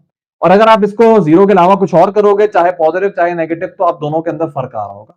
तो असल चीज ही यही है जो फर्क पैदा कर रही है, इसको इंग्लिश में हम कहते हैं ना डिस्क्रिमिनेट करना, या डिस्क्रिमिनेट ना करो, फर्क ना करो इसके दरमियान। तो वो क्वांटिटी कौन है जो फर्क पैदा कर रही है, वो ये वाली है। तो सबसे पहला पॉइंट ये है कि अगर डिस्क्रिमिनेंट आपका 0 के बराबर है, मतलब बी स्क्वायर माइनस 4ac अगर 0 के बराबर है, तो आपके रूट्स क्या होंगे, सबसे पहली बात roots are real and repeated. Repeated जिसको आम लैंग्वेज में इक्वल हम कहते हैं। क्या मतलब कि जब ये 0 हो गया तो दोनों रूट्स आपके क्या होंगे, एक होगा minus B upon 2a plus 0, एक होगा minus b minus 0 upon 2a। Simple language में दोनों मतलब रूट जो है वो रिपीट कर रहा होगा, एक है माइनस बी अपॉन 2a तो दोबारा माइनस बी अपॉन 2a आ जाएगा, मतलब रिपीट कर रहा होगा। तो इस सेंस में भी आप बोल सकते हो, या इस सेंस में भी बोल सकते हो, दोनों रूट जो है वो इक्वल होंगे और रियल तो होंगे ऑब्वियसली। अब देखो यहां पे ये पॉइंट है, अगर ए बी सी रैशनल होगा ना आपका, तो यहां पे जो रूट्स मिलेंगे वो भी रैशनल मिलेंगे आपको। अब ये पॉइंट बुक ने डिस्कस नहीं किया, बस सिंध बोर्ड में ये चीज मेंशन हुई भी है, लेकिन साथ उनको फिर ये भी मेंशन करना चाहिए था कि यार रैशनल भी होंगे, इस सेंस बनती है ना। अगर बी और ए आपका रैशनल है तो ये पूरी चीज रैशनल ही बनेगी ना, तो जब डिस्क्रिमिनेंट 0 है तो रूट्स रैशनल भी होंगे साथ साथ, अगर a b c belongs to rational. अगर यहां पे आ जाए ना a b c belongs to real number, अब आप ये नहीं लिख सकते, क्योंकि रियल नंबर में रैशनल भी आते हैं इररेशनल भी आते हैं, क्योंकि जब जनरलाइज बात कर रहे हो तो आपको ओवरऑल पूरा कवर करना होता है ना। तो अगर मैं यहाँ पे रियल लिख दूं तो मैं ये लिख नहीं सकता, उसकी वजह यह है कि मे बी बी जो है वो इररेशनल हो, जो कि पूरी वैल्यू को इररेशनल कर देगा। तो रूट्स बेशक जीरो हैं और डिस्क्रिमिनेंट जीरो है, रूट इक्वल है, लेकिन फिर भी इरेशनल हो सकते हैं। लेकिन जब ये चीज रैशनल हो गई ना, तो इसका मतलब अब तो ये लाजमी रैशनल होगा। एक तो ये पॉइंट क्लियर करना है। लेकिन अगर आपको याद हो पंजाब बोर्ड में जब आपने बोर्ड एग्जाम के एमसीक्यू सॉल्व किया तो वहां पे सवाल आता था कि रूट्स रैशनल कब होते हैं। उसके जवाब में लिखते थे कि जब डिस्क्रिमिनेंट परफेक्ट स्क्वायर है। ये पॉइंट मैं भी डिस्कस करूंगा। तो जब आपका डिस्क्रिमिनेंट परफेक्ट स्क्वायर है तब भी रूट्स आपके रैशनल होते हैं और इस वाले केस में भी रैशनल होते हैं, लेकिन ये आपकी बुक ने डिस्कस ही नहीं किया हुआ। तो आम लैंग्वेज में जब आपके पास आता है ना सवाल कि अगर रूट्स रैशनल है तो वो कब होंगे, तो आम लैंग्वेज में फिर यही जवाब होगा इसका कि परफेक्ट स्क्वायर, डिस्क्रिमिनेंट जब आपका परफेक्ट स्क्वायर है। हालांकि अगेन कंडीशन मिसिंग है, वो चलो मैं भी बताता हूँ, वो पॉइंट डिस्कस करता हूँ, फिर ये बात पूरी क्लियर करता हूँ। तो अगर आप इसके मुताबिक लिखो तो रैशनल आना चाहिए। दूसरे पॉइंट पे आता हूँ। दूसरा पॉइंट क्या है कि अगर आपका डिस्क्रिमिनेंट ग्रेटर देन जीरो है तो आपके रूट्स होंगे, रूट्स आर रियल और उसके साथ साथ अनइक्वल। क्योंकि अगर ये चीज पॉजिटिव होगी इसका मतलब अब दो रूट्स अलग अलग होंगे, अनइक्वल होंगे। क्यों? एक में आ रहा होगा माइनस बी प्लस समथिंग कुछ वैल्यू, एक होगा माइनस बी समथिंग कुछ जो वैल्यू आ रही होगी। तो इसका मतलब अब दोनों अनइक्वल है, दोनों इक्वल नहीं हो सकते, होंगे दोनों रियली, कोई इमेजिनरी कॉम्प्लेक्स ऐसा। यहां पे जब मैं इमेजिनरी का वर्ड बोलता हूं इसका मतलब मैं ऐसे नंबर्स की बात कर रहा हूं जिनकी जनरल फॉर्म है बी आयोटा, मतलब 2 आयोटा, 3 आयोटा, -4 आयोटा, ये इमेजिनरी नंबर में ले रहा होता हूं क्योंकि इमेजिनरी भी कॉम्प्लेक्स होते हैं। तो अगर मैं इमेजिनरी बोल रहा हूं तो इसका मतलब इसी किस्म के नंबर्स की बात कर रहा हूं। इसी तरह जब मैं रियल बोल रहा हूं तो मैं 2, 3 की बात कर रहा हूं, और जब मैं कॉम्प्लेक्स बोल रहा हूं तो कॉम्प्लेक्स में मैं वो वाले नंबर ले रहा हूं, 1 + 2 आयोटा, 3 + 2 आयोटा, 4 + आयोटा, क्योंकि 2 भी कॉम्प्लेक्स नंबर है भाई, 4 आयोटा भी कॉम्प्लेक्स नंबर है। कॉम्प्लेक्स तो रियल इमेजिनरी दोनों कॉम्प्लेक्स है, लेकिन जब मैं अलग से कॉम्प्लेक्स बोलता हूं तो मेरा मतलब ये होता है, नॉर्मली जो मतलब लिए जा रहे होते हैं कि कॉम्प्लेक्स का मतलब यही लिया जा रहा होता है कि 2 + 3 आयोटा की फॉर्म में कोई नंबर होगा। इस चीज को ध्यान में रखना। अच्छा, अब इसके अंदर दो कंडीशन बताई जाती हैं कि डिस्क्रिमिनेंट ग्रेटर देन जीरो तो है, लेकिन अगर डिस्क्रिमिनेंट परफेक्ट स्क्वायर है तो फिर क्या होगा। परफेक्ट स्क्वायर क्या नंबर होते हैं? ऐसे नंबर जो किसी नंबर को अगर आप स्क्वायर करो तो जो रिजल्ट में नंबर आता है उसको परफेक्ट स्क्वायर कहते हो। किसी भी नंबर को चाहे वो पॉजिटिव हो चाहे वो नेगेटिव हो, जब आप उसको स्क्वायर करते हो ना तो रिजल्ट में जो आपको नंबर मिलता है उसको आप परफेक्ट स्क्वायर कहते हो। परफेक्ट स्क्वायर कभी नेगेटिव नहीं हो सकता क्योंकि किसी भी इंटीजर का स्क्वायर करोगे तो नेगेटिव तो नहीं आएगा ना। तो परफेक्ट स्क्वायर आपके 1 से स्टार्ट होते हैं, 1 का स्क्वायर 1 होता है। इसी तरह 2 का स्क्वायर करो या -2 का स्क्वायर करो, आंसर 4 ही आता है। तो परफेक्ट स्क्वायर आपके कौन कौन से 1, 4, 9, 16, 25, 36, 49 इस तरह आप चलते रहो। तो अगर डिस्क्रिमिनेंट के अंदर मतलब है जो बी स्क्वायर -4 इसी परफेक्ट स्क्वायर है, तो अब फायदा ये होगा कि जब यहाँ पे कोई परफेक्ट स्क्वायर आएगा ना तो रूट हट जाएगा। फॉर एग्जाम्पल यहाँ पे 49 आ गया तो आपको पता है 49 का रूट क्या होता है, 49 का रूट 7 होता है, तो ये हो जाएगा -7 यहाँ पे। तो जब आपका डिस्क्रिमिनेंट के अंदर परफेक्ट स्क्वायर आ जाए तो रूट रिमूव हो जाता है। तो अब आपके रूट देखो तो रैशनल होंगे, उसमें कोई रूट वाली टर्म ही नहीं होगी, तो सब रैशनल मिलेंगे। दैट्स व्हाई बोला जाता है जब परफेक्ट स्क्वायर है तो रूट्स आपके क्या होंगे, रैशनल होंगे। तो अगर डिस्क्रिमिनेंट ग्रेटर देन जीरो है और साथ साथ परफेक्ट स्क्वायर है तो रूट्स आपके रियल होंगे, अनइक्वल होंगे और साथ साथ रैशनल होंगे। लेकिन अगेन अगर ये खाली पॉइंट डिस्कस किया जाएगा तो अधूरा पॉइंट है, क्योंकि डिपेंड करता है ए बी सी के ऊपर, खासतौर पे बी और ए के ऊपर डिपेंड कर रहे हैं ना ये। अगर बी और ए आपका इरेशनल है तो अब भी आपका इरेशनल ही बनेगा ये। इमेजिन करो कि अगर आपको बोला जाए कि बी √2 है तो यहां से तो रूट रिमूव हो गया, यहां से थोड़ी ना हुआ, बी आपका इरेशनल है।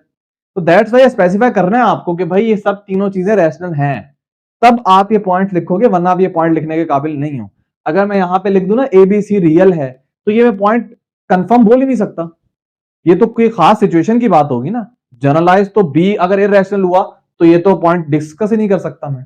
तो दैट्स वाई मैंने कहा था बड़ी इंपॉर्टेंट चीज है, लेकिन आमतौर पर इसको इतना अहमियत दी नहीं जाती। पंजाब बोर्ड की बुक में तो एक कंडीशन मेंशन ही नहीं है, वैसे ही नेचर ऑफ रूट डिस्कस किए हैं और वही उन्होंने वो एबीसी को रैशनल रख के ही सब बातें डिस्कस की हुई है।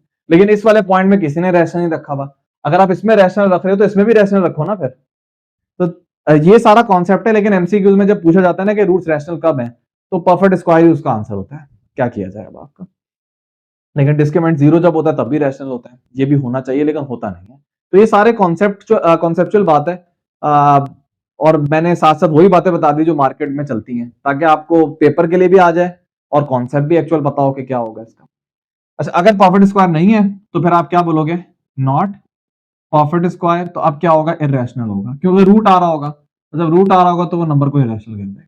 तो अगर बोला जाए डिस्क्रिमिनेंट ग्रेटर देन जीरो है लेकिन परफेक्ट स्क्वायर नहीं है, फॉर एग्जाम्पल 3 आ रहा है, 5 आ रहा है, 7 आ रहा है, परफेक्ट स्क्वायर नहीं है, जब आप इनका रूट लोगे तो रूट रिमूव नहीं कर पाओगे, तो अब आपके रूट्स रियल होंगे, रियल में भी इर्रेशनल और साथ साथ अनइक्वल हो जाएंगे। और तीसरा पॉइंट और आखिरी पॉइंट क्या है कि अगर आपका डिस्क्रिमिनेंट लेस देन 0 है तो अब आपके रूट्स आर कॉम्प्लेक्स।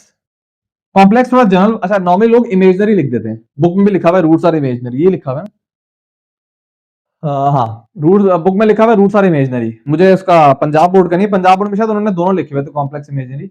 अच्छा वर्ड पता है क्या है, देखो अच्छा वर्ड कॉम्प्लेक्स है यहाँ पे, या आप कॉम्प्लेक्स के साथ साथ ये भी लिख दो कॉम्प्लेक्स या इमेजनरी, अगर आप अलग अलग बता रहे हो, क्योंकि मैंने बताया ना 3 नंबर्स की क्लासिफिकेशन होगी, इसको नॉर्मली रियल बोल रहे होते हैं इन टाइप के नंबर्स, इन नंबर्स को नॉर्मली इमेजनरी बोल रहे होते हैं और इन नंबर्स को कॉम्प्लेक्स बोल रहे होते हैं। तो जब आपकी इक्वेशन में discriminant less than 0, for example कोई ऐसी क्वाड्रेटिक इक्वेशन है x square plus 1 is equal to 0, अब यहां पे अगर डिस्क्रिमिनेंट निकालोगे, डिस्क्रिमिनेंट होता है B square minus 4ac, B यहाँ पे 0 है, ए यहाँ पे 1 है, सी यहाँ पे 1 है, तो डिस्क्रिमिनेंट -4 आ रहा है, मतलब लेस देन 0 है। तो यहां पे अगर आप रूट्स निकालोगे तो यहाँ पे रूट्स इमेजनरी आ रहे होंगे, अगर आप इस इक्वेशन को सॉल्व करो तो रूट्स यहाँ पे आ रहे होंगे plus minus iota, pure imaginary numbers हैं सारे के सारे। कॉम्प्लेक्स भी बोल सकते हो, लेकिन मैंने बताया अलग अलग क्लासिफाई कर रहे होते हैं ना, तो अच्छा वर्ड तो है कि आप बोलो कि रूट्स कॉम्प्लेक्स हैं, लेकिन अगर आप मजीद डिटेल में जाना चाह रहे हो तो जब डिस्क्रिमिनेंट लेस देन 0 है तो आपके पास रूट्स कभी कॉम्प्लेक्स भी आएंगे, मेजॉरिटी दफा इस फॉर्म में आ रहे होते हैं, ठीक है। और कुछ ऐसी क्वाड्रेटिक इक्वेशन होंगी जिनको सॉल्व करोगे तो रूट्स आपके पास सिर्फ इमेजनरी आ रहे होंगे, जिनको आप प्योर इमेजनरी कहते हैं। तो अब ये वो एमसीक्यूज में इनको अलग नहीं तकसीम किया जाता, कभी एमसीक्यूज में आपको इमेजनरी का नजर आ गया, कभी आपको कॉम्प्लेक्स का नजर आ गया, तो घबराना नहीं, मैं कॉन्सेप्ट बता रहा हूं, कॉन्सेप्ट की दुनिया ही पूरी है। अब एमसीक्यूज में क्या होता है वो आपको पता है, उसमें इतना कंफ्यूज नहीं कर रहे होते हैं, लेकिन कॉन्सेप्ट पता होना चाहिए। और साथ साथ अनइक्वल होंगे, अनइक्वल तो रहेंगे ना भाई, दो कॉम्प्लेक्स नंबर इक्वल उस वक्त होंगे ना जब उनके रियल और इमेजनरी पार्ट सेम होंगे, यहाँ पे सेम तो नहीं है। एक के अंदर प्लस कोई भी नेगेटिव रूट वाली टर्म होगी, फॉर एग्जाम्पल -√7 होगा, और एक में होगा नेगेटिव के साथ -√7, तो इक्वल तो नहीं होंगे, अनइक्वल ही होंगे। ये बच्चों सारे पॉइंट्स जो मैंने डिस्कस कर लिए हैं। हाँ एक चीज रहेगी है इसमें कि अगर आप डायग्राम से समझो, जो मैंने पहले भी आप लोगों को बताया था कि जब डिस्क्रिमिनेंट 0 होता है ना तो आपका पैराबोला जो होता है वो टच कर रहा होता है, क्योंकि जब डिस्क्रिमिनेंट 0 है तो आपके पैराबोला, अच्छा ये क्वाड्रेटिक फंक्शन से रिलेटेड है, जो हम बातें कर रहे थे वो क्वाड्रेटिक इक्वेशन है, क्योंकि जब फंक्शन होगा तो ही उसका ग्राफ जो है वो पैराबोला बनेगा। तो उसमें जब डिस्क्रिमिनेंट 0 है इसका मतलब रूट जो है वो रिपीट कर रहे हैं, मतलब इक्वल है, तो एक ही पॉइंट होगा जो पैराबोला और एक्स एक्सिस में कॉमन होगा। तो जब एक पॉइंट कॉमन होता है तो आप उसको ये बोलते हो टच कर रहा है, या टेंजेंट का वर्ड यूज कर लेते हो आप। तो इस वाली सिचुएशन में अगर आप ग्राफ ड्रॉ करोगे ना, कोई भी अगर आप एग्जाम्पल लेट करो तो इस टाइप का पैराबोला बन रहा होगा। अब वो डिपेंड करेगा पैराबोला में, अगर एक्स स्क्वायर का कोएफिशिएंट पॉजिटिव है तो अपवर्ड बन रहा होगा, अगर नेगेटिव है तो डाउनवर्ड बन रहा होगा, या तो इस तरह बनेगा या फिर इस टाइप का बन रहा होगा। वो किसी भी कोऑर्डिनेट में बन सकता है, यहाँ भी बन सकता है, यहाँ भी बन सकता है, वो डिपेंड करता है इक्वेशन क्या है, लेकिन इस केस में एक ही पॉइंट कॉमन होगा तो आपको इस तरह पैराबोला नजर आ रहा होगा। तो ये बात पूछी जा सकती है कि जब डिस्क्रिमिनेंट 0 है तो पैराबोला एक पॉइंट पे टच कर रहा होता है, या इस तरह भी आ सकता है एक पॉइंट पे एक्स एक्सिस से मिल रहा होता है, मीट कर रहा होता है, कुछ भी दे सकते हैं आपको। अच्छा जी, उसके बाद दूसरा पॉइंट क्या है, जब डिस्क्रिमिनेंट ग्रेटर देन 0, इन दोनों की बात कर रहा हूं, इन दोनों में ऐसा फर्क तो रैशनल इरैशनल का था ना, है तो दोनों रियल। तो जब डिस्क्रिमिनेंट ग्रेटर देन 0 है तो इसका मतलब अब पैराबोला जो है वो एक्स एक्सिस को दोनों पॉइंट पे क्रॉस कर रहा है। अब ऊपर भी हो सकता है अपवर्ड में, या डाउनवर्ड में भी हो सकता है, वो डिपेंड करेगा। कोई भी आप एग्जांपल इनकी लेट कर सकते हो, इसके अंदर एग्जांपल लेट कर लो x square plus 2x plus 1, इन दोनों के रूट जो है वो 1 1 है, 1 1 होगा ना, हाँ नहीं -1 होगा, इन दोनों के रूट जो है वो -1 होंगे, मतलब डिस्क्रिमिनेंट 0 है, रूट्स आपके रिपीट कर रहे होंगे। तो देखना है इसमें आपको कुछ इस टाइप की शेप मिल रही होगी अपवर्ड, ड्रॉ करना है तो यहाँ पे y लगाना, क्योंकि इक्वल टू 0 पे तो पैराबोला नहीं बनेगा। इसी तरह इसमें कोई भी आप एग्जांपल ले सकते हो, x square plus 3x plus 1, इसमें अगर आप डिस्क्रिमिनेंट निकालोगे तो हाँ पॉजिटिव आएगा। तो अगर आप इसको ड्रॉ करोगे देखना कुछ इस टाइप का पैराबोला मिल रहा होगा जो एक्स एक्सिस को 2 पॉइंट पे क्रॉस कर रहा होगा। और इसमें अगर आपने देखना है तो आप for example x square plus 3x और कांस्टेंट को बड़ा कर देते हैं हम, फॉर एग्जांपल 10 कर देते हैं। अब इसका डिस्क्रिमिनेंट जो है वो डेफिनेटली लेस देन 0 होगा। अब आपको पैराबोला मिल रहा होगा इस फॉर्म में, ऊपर मिल रहा होगा, क्योंकि पैराबोला, इसका ख्याल रखना बच्चों ये ऑफ ना हो जाए, पैराबोला और एक्स एक्सिस में अब कोई भी पॉइंट कॉमन नहीं है, क्योंकि अगर पॉइंट कॉमन होता, पैराबोला टच कर रहा होता या क्रॉस कर रहा होता तो रियल वैल्यूज पे करता ना, किसी भी पॉइंट पे क्रॉस कर रहा होता तो वो वैल्यूज आपको मिलती। यहाँ पे जो वैल्यूज मिलेंगी वो एग्जिस्ट नहीं करती होंगी, कॉम्प्लेक्स होंगी, इमेजनरी होंगी, जो कि एग्जिस्ट नहीं करती। तो दैट्स वाई आपको पैराबोला ऊपर नजर आ रहा होगा, इस वाले केस के अंदर वो यहाँ पे भी ऊपर हो सकता है, यहाँ पे भी कहीं भी ऊपर हो सकता है। अगर मैं इसको नेगेटिव कर दूं तो अब वो कहीं नीचे बन रहा होगा, इंटरसेक्ट नहीं करेगा एक्स एक्सिस से कभी भी, या तो वो ऊपर बनेगा या वो नीचे बनेगा, एक्स एक्सिस से कभी मिलेगा नहीं। तो दैट्स वाई जब आप सॉल्व करते हो ऐसी इक्वेशन को तो रिजल्ट में इमेजिनरी या कॉम्प्लेक्स रूट आते हैं। तो वजह ये होती है कि अगर ये किसी रियल पॉइंट पे मिल रहा होता तो रियल मिलती, जब ये मिल ही नहीं रहा तो आपको आंसर में कॉम्प्लेक्स मिलते हैं कि यार ये चीज एग्जिस्ट ही नहीं करती, ये एक इमेजिनेशन में मिल रहा है, रियल में नहीं मिल रहा है। तो parabola crosses x axis on 2 points या एट 2 पॉइंट्स, देख लो जो भी, जब डिस्क्रिमिनेंट ग्रेटर देन 0 होगा।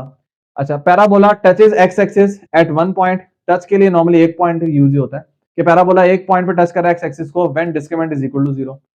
Parabola never crosses never touches x axis when discriminant is less than 0, कि ना कभी टच करेगा ना ही कोई क्रॉस करके जा रहा होगा इस वाले केस के अंदर, तो ये पता होना चाहिए आपको। अच्छा, एक और, ये टॉपिक हमारा पूरा कंप्लीट हो गया, इसके अंदर कुछ भी नहीं है। एक और चीज थी, मैंने आप लोगों को डिग्री, एक सवाल पूछा था इसलिए मैं जवाब दे रहा हूं कि डिग्री ऑफ पॉलिनोमियल मैंने बताया था। हम जो नॉर्मली पॉलिनोमियल इक्वेशन डिस्कस करते हैं वो एक वेरिएबल के अंदर होती है, लेकिन अगर जनरलाइज देखो तो पॉलिनोमियल दो वेरिएबल के अंदर भी देखी हुई है आपने। फॉर एग्जाम्पल कोई polynomial equation x square y cube plus y square plus x plus 1 इस तरीके से आ जाए और आपको बोले बताओ इस पॉलिनोमियल इक्वेशन की डिग्री क्या है, तो ये पॉलिनोमियल इक्वेशन दो वेरिएबल के अंदर है। जब एक वेरिएबल के अंदर पॉलिनोमियल होती थी हम उसकी डिग्री किस तरह बताते थे, सेम कॉन्सेप्ट था, किसी भी टर्म को पकड़ो उसमें वेरिएबल की जो मैक्सिमम पावर है वो आपकी डिग्री होती थी। अब यहां पे हर टर्म की पावर क्या होती है कि अगर दो वेरिएबल आ रहे हैं दोनों की पावर को सम करोगे। जैसे अगर मैं पूछूं कि यार इस टर्म की पावर क्या है या एक्सपोनेंट क्या है इसका, तो आप क्या करोगे, दोनों की पावर्स को ऐड करोगे, 2 + 3 5। तो हम ये बोलेंगे इस टर्म की एक्सपोनेंट या इस टर्म की पावर क्या है, 5 है, इस वाले टर्म की पावर 2 है, इस वाले की पावर 1 है, तो मैक्सिमम पावर वाली टर्म कौन सी है, 5 वाली। तो इसका मतलब इस इक्वेशन की डिग्री क्या होगी, 5 के बराबर होगी। तो जब दो वेरिएबल या तीन वेरिएबल भी डाल दो अपनी तरफ से आप, तो जो डिग्री होती है वो आप जो भी अलग अलग किसी टर्म में अलग अलग वेरिएबल आ रहे हैं उन सबकी पावर्स को आप ऐड करते हो और फिर वो जो मैक्सिमम होगी उसको आप डिग्री बोलोगे। इसी तरीके से जो आपने क्वाड्रेटिक इक्वेशन देखी है ये एक वेरिएबल के अंदर देखी हुई एक्स स्क्वायर। अगर आपको याद हो आपने दो वेरिएबल की इक्वेशन पढ़ चुके हो सेकंड ईयर में, अगर आपको सर्किल या सर्किल हाइपरबोला एलिप्स इनकी इक्वेशन याद हो तो आपको दो वेरिएबल के अंदर क्वाड्रेटिक इक्वेशन होती थी, क्योंकि क्वाड्रेटिक का मतलब क्या होता है, मैक्सिमम पावर 2 है। जैसे ये 5th डिग्री की इक्वेशन है तो ये वाली इक्वेशन देखो क्वाड्रेटिक है, x square plus y square plus 2x minus 3x plus 4 is equal to 0। ये जो पूरी इक्वेशन है, अब मुझे नहीं पता है सर्किल एग्जिस्ट करता है नहीं करता, ड्रॉ करके देखना पड़ेगा क्योंकि सर्किल का जो रेडियस है वो इमेजिनरी है नहीं। रेडियस का फॉर्मूला क्या था, g square plus f square minus c, तो 1 माइनस सी। तो एक काम करते हैं नेगेटिव कर लेते हैं फिर मसला हल हो जाएगा, ठीक है। अब ये तो सर्कल कहीं ना कहीं ड्रॉ हो रहा होगा, तो ये सर्कल की इक्वेशन है, इसको क्वाड्रेटिक इक्वेशन बोलोगे आप, लेकिन ये क्वाड्रेटिक इक्वेशन दो वेरिएबल के अंदर है। ये जो क्वाड्रेटिक इक्वेशन है दो वेरिएबल के अंदर है, ठीक है, लेकिन है क्वाड्रेटिक इक्वेशन क्योंकि मैक्सिमम अगर आप पावर देखो इस स्ट्रीम में 2 है, तो मैक्सिमम पावर अगर 2 है तो ओवरऑल वही डिग्री कहलाती है। अगर आप फुल सेकंड डिग्री की इक्वेशन देखो तो इसके अंदर छठी टर्म भी होती है जो कि एक्स वाई की टर्म होती है, ये मैंने बताया था। अब मुझे नहीं पता है किसको शो कर रहा है, एक मेथड होता है जिससे आपको पता चल जाता है कि किस कर्व की इक्वेशन है। तो अगर आप फुल इक्वेशन देखो ना, 2 डिग्री सेकंड डिग्री की इक्वेशन दो वेरिएबल के अंदर, तो उसमें 6 टर्म्स नजर आती हैं आपको, इसके अलावा और कोई टर्म नहीं होती। एक्स स्क्वायर की, वाई स्क्वायर की, अच्छा सॉरी यहां पे वाई होगा, एक्स की टर्म होगी, वाई की टर्म होगी, एक्स वाई की टर्म होगी, कांस्टेंट होगा। मैक्सिमम देखो इसमें भी 2 है, इसमें भी 2 है और इसमें भी अगर ऐड करोगे 2 होगी। तो क्वाड्रेटिक इक्वेशन है, दो वेरिएबल के अंदर कोई भी क्वाड्रेटिक इक्वेशन होगी उसकी जनरल फॉर्म यही होगी, इसके अलावा और कोई टर्म नहीं होगी उसके अंदर। तो जो रोटेशन वाले हाइपरबोला, पैराबोला, एलिप्स हुआ करते थे ना, उनमें इस टाइप की इक्वेशन आती थी। सर्किल की तो खैर इक्वेशन नहीं है, बाकी इन तीनों में से किसी एक की इक्वेशन होगी है। तो ये भी क्वाड्रेटिक इक्वेशन है लेकिन दो वेरिएबल के अंदर। की पॉइंट्स क्या बताना चाह रहा हूं मैं यहाँ पे, बहुत छोटी छोटी बातें हैं, एमसीक्यू तो पूछी जा सकती हैं, जनरलाइज कंडीशन आपसे पूछी जाती है। जैसे सबसे पहली चीज आपसे पूछी जाएगी कि यार जो क्वाड्रेटिक इक्वेशन है ना, इसके जब आप रूट्स निकालोगे तो रूट्स रेसिप्रोकल कब होंगे, रूट्स विल बी रेसिप्रोकल। मतलब रेसिप्रोकल होने का मतलब कि अगर इक्वेशन का एक रूट 2 है तो दूसरा रूट 1/2 होगा, अगर एक रूट है √2 दूसरा होगा 1/√2। तो रूट्स आपके रेसिप्रोकल कब होंगे, मतलब ऐसी कौन सी कंडीशन होगी जिसपे आपके रूट्स रेसिप्रोकल होंगे। तो कंडीशन क्या है कि जब आपकी क्वाड्रेटिक इक्वेशन में ए और सी आपस में बराबर हो, और मशहूर एमसीक्यूज है। कि अगर आपकी क्वाड्रेटिक इक्वेशन में a और c बराबर हो गए तो देखना हमेशा उसके रूट रेसिप्रोकल आएंगे। अब कुछ इजी इक्वेशन में तो आप आसानी से देख सकते हो, लेकिन अगर कोई मुश्किल आ रहे हैं, फॉर एग्जाम्पल अगर पहला रूट ये है तो अब इसका रेसिप्रोकल में दूसरा रूट मिल रहा होगा, इसका कोई मुश्किल इक्वेशन हो ना उसको जरा सॉल्व करना, आप ऑब्जर्व करोगे रेसिप्रोकल आ रहे होंगे। अगर कोई मुश्किल है तो इसका रेसिप्रोकल मालूम करना भी आपको आना चाहिए, भी कॉम्प्लेक्स नंबर आपने पढ़ा है तो रेसिप्रोकल मालूम कर लोगे। तो रिलेशन आप हर दफा देखोगे जब भी इक्वेशन में ए और सी बराबर है रूट रेसिप्रोकल होंगे। इजी इक्वेशन में तो आसानी से नजर आ जाएगा, मुश्किल रूट्स में आपको फिर भी थोड़ा ऑब्जर्व करोगे नजर आ जाएगा। फिर भी मैं एक एग्जाम्पल देता हूं, बाकी अपनी तरफ से आप लोग बनाते जाना, हर क्वाड्रेटिक इक्वेशन में वैलिड है। एग्जाम्पल क्या है 3x, इसमें आंसर काफी इजी आएंगे इसलिए वो एग्जाम्पल मैंने बनाई हुई है। इसको जब आप सॉल्व करोगे देखो a और c यहाँ पे बराबर है तो सॉल्व करना, देखना जो रूट्स हैं वो रेसिप्रोकल आ जाएंगे। अच्छा जी, दूसरा पॉइंट क्या है कि 1 रूट 0 कब होगा? 1 रूट विल बी 0, एक रूट 0 कब होगा कोई बता सकता है?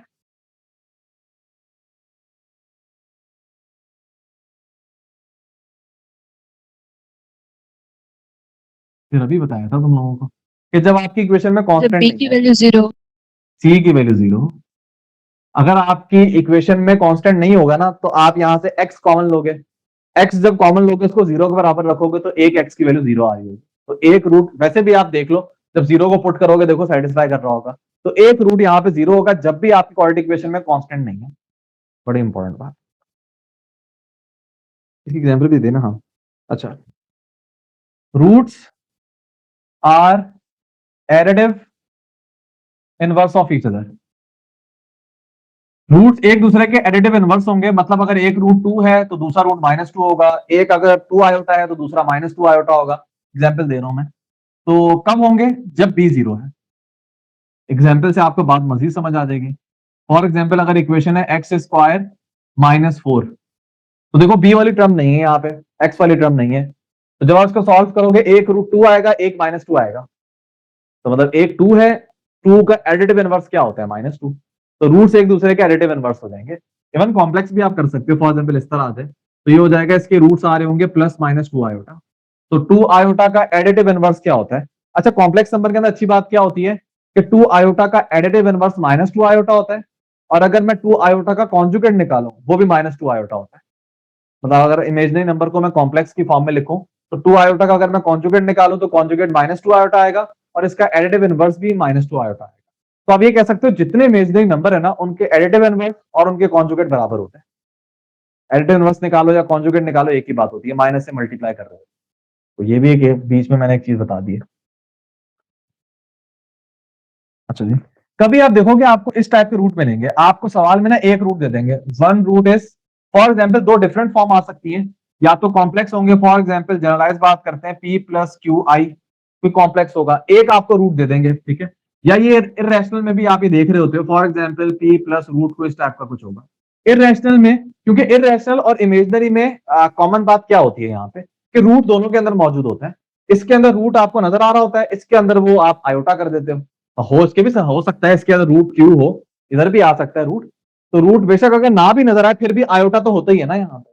तो दोनों स्पेसिफिक किस्म के, फॉर एग्जाम्पल आपको सवाल में दे दी जाए यार एक क्वाड्रेटिक इक्वेशन है जिसका रूट है 1 प्लस 2 आयोटा, बताओ इसका दूसरा रूट क्या होगा? बताओ। 1 माइनस रूट 2 आयोटा। माइनस, याद रखो जब भी कॉम्प्लेक्स रूट आते हैं हमेशा पेयर की फॉर्म में आते हैं, मैंने बहुत दफा बताया।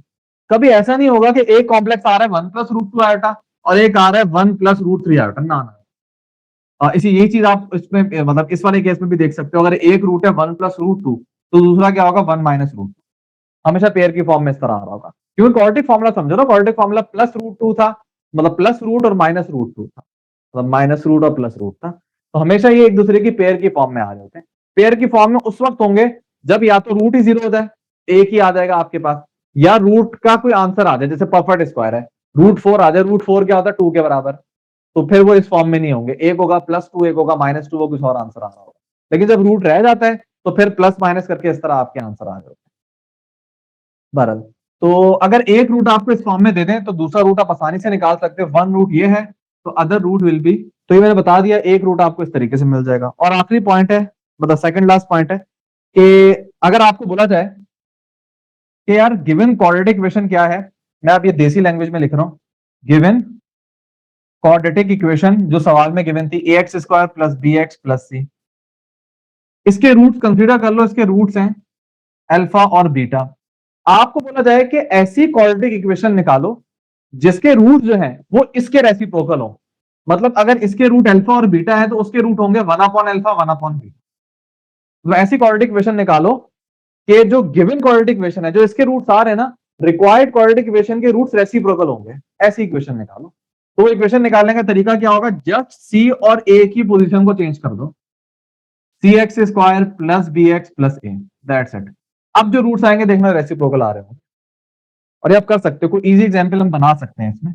जैसे इजी एग्जांपल कौन कौन सी है, x square plus 3x plus 2, इसके अंदर या इसके अंदर तो 1 आ रहा होगा। एक हम एक और एग्जांपल बनाते हैं, एक 2 और 3 की बनाते हैं, तो ये हो जाएगा -5x प्लस 6।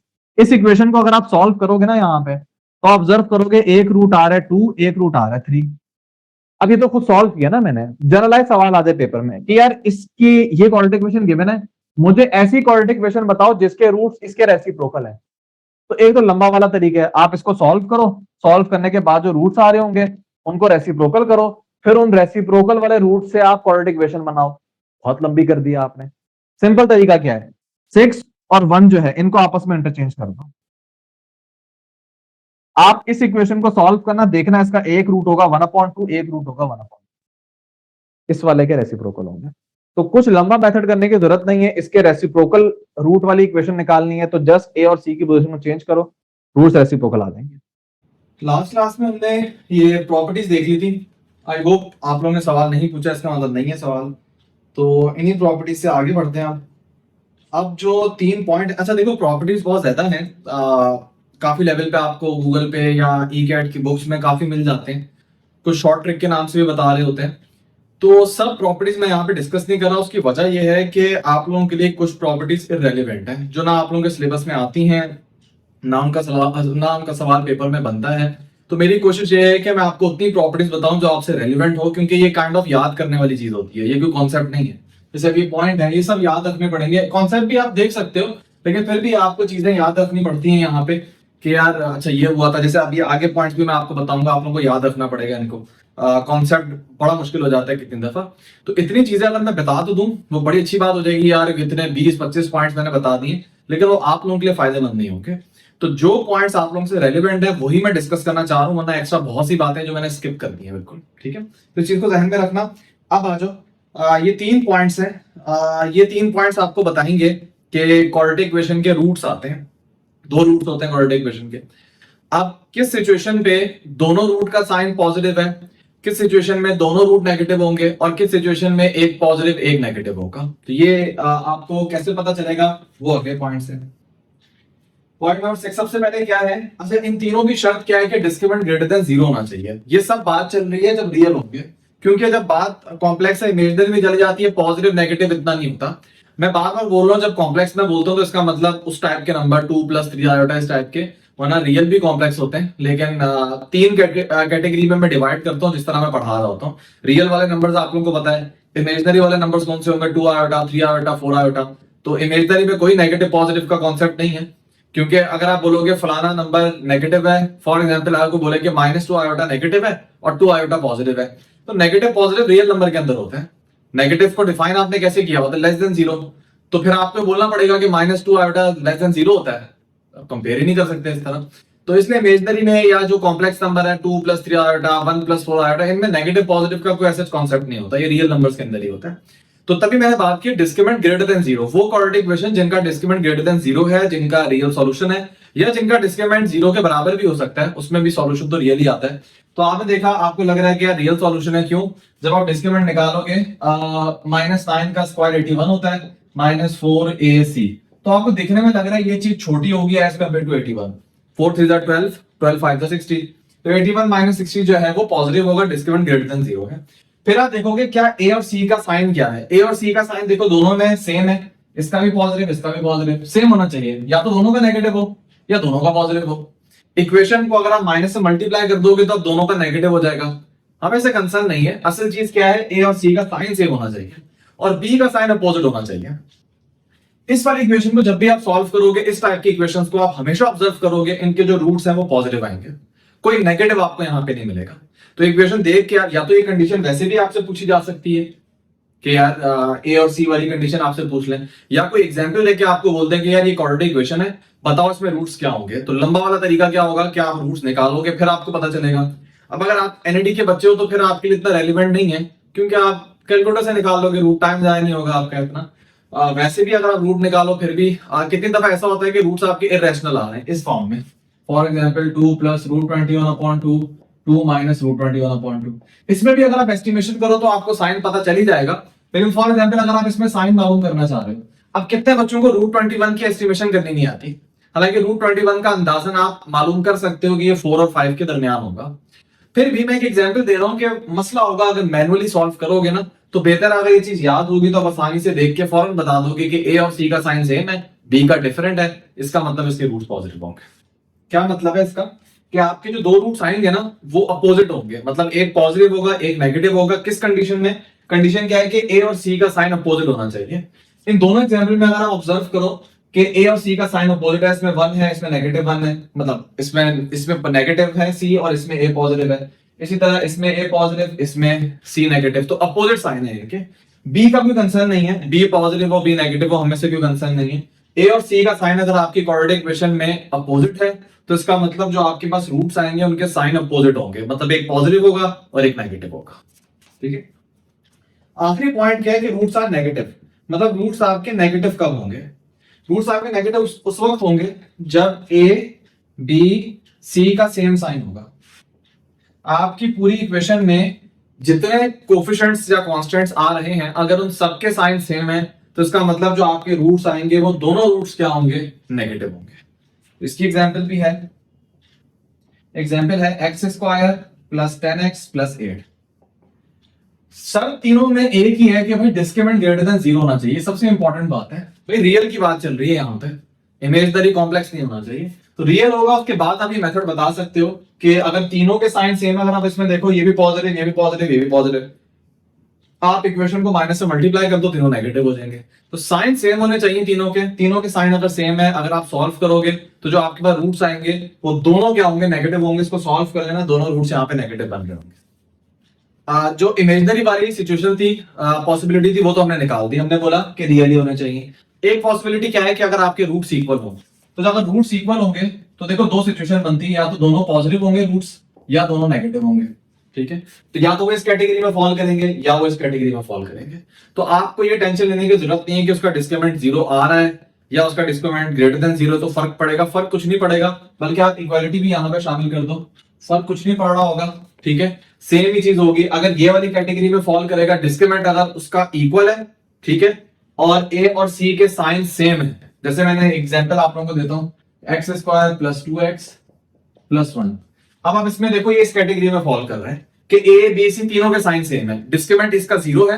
ठीक है, तीनों के साइन सेम है, इसका मतलब जो इसके रूट्स आएंगे वो नेगेटिव होंगे, मतलब जो रिपीटेड रूट है ना एक ही आ रहा होगा लेकिन वो नेगेटिव होगा।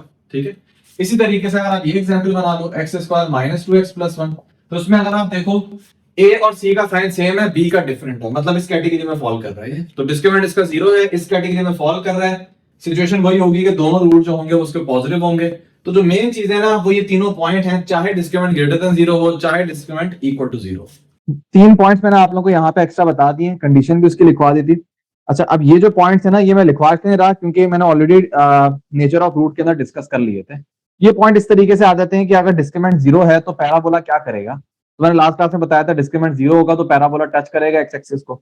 अगर डिस्क्रिमिनेंट ग्रेटर देन 0 होगा तो पैराबोला 2 पॉइंट पे क्रॉस कर रहा होगा एक्स एक्सिस को, और अगर डिस्क्रिमिनेंट लेस देन 0 होगा तो पैराबोला एक्स एक्सिस पे मिलेगा ही नहीं, ना तो टच करेगा ना ही क्रॉस करेगा, मिलेगा ही नहीं। तो ये तीनों बातें मैंने लास्ट क्लास में बताई थी। तीनों बातें जो है क्वाड्रेटिक फंक्शन से रिलेटेड है, क्वाड्रेटिक इक्वेशन से रिलेटेड नहीं है, क्योंकि क्वाड्रेटिक फंक्शन को ड्रॉ करोगे तो पैराबोला मिलेगा। अच्छा जी, अब उसके बाद ये टॉपिक सेकेंड लेवल का भी है कि मैक्सिमम मिनिमम आप निकालते हो, लेकिन क्वाड्रेटिक फंक्शन डिस्कस हो रहा तो यहीं पे हम पढ़ लेते हैं कि फॉर एग्जांपल आपके पास कोई क्वाड्रेटिक फंक्शन आ जाए और आपको बोला जाए कि इसका मैक्सिमम या मिनिमम निकालो। एक चीज ध्यान में रखो कि क्वाड्रेटिक फंक्शन में या तो मैक्सिमम होगा या मिनिमम होगा, दोनों एक साथ नहीं हो सकते। मैंने लास्ट क्लास में बताया था कि अगर क्वाड्रेटिक फंक्शन के अंदर, मैं क्वाड्रेटिक फंक्शन ही लेट करता हूँ, ax² plus bx plus c, अगर क्वाड्रेटिक फंक्शन के अंदर जो आपका a है अगर वो पॉजिटिव है, इसका मतलब मिनिमम वैल्यू जो है वो एग्जिस्ट करेगी, क्योंकि शेप उसकी इस टाइप की होगी ना, तो मिनिमम वैल्यू तो एग्जिस्ट करेगी। मैक्सिमम ये ऊपर जाएगा और मैक्सिमम आपका एग्जिस्ट नहीं कर रहा होगा, मिनिमम आपका एग्जिस्ट कर रहा होगा। अब सवाल है कि वो मिनिमम वैल्यू निकालोगे कैसे। अभी है तो सेकंड ईयर का टॉपिक, लेकिन इसकी ट्रिक भी बताई जाती है। मैं एक जनरल मेथड डिस्कस कर देता हूँ और ट्रिक भी बता दूंगा, क्योंकि ट्रिक थोड़ी आसान लगती है मुझे।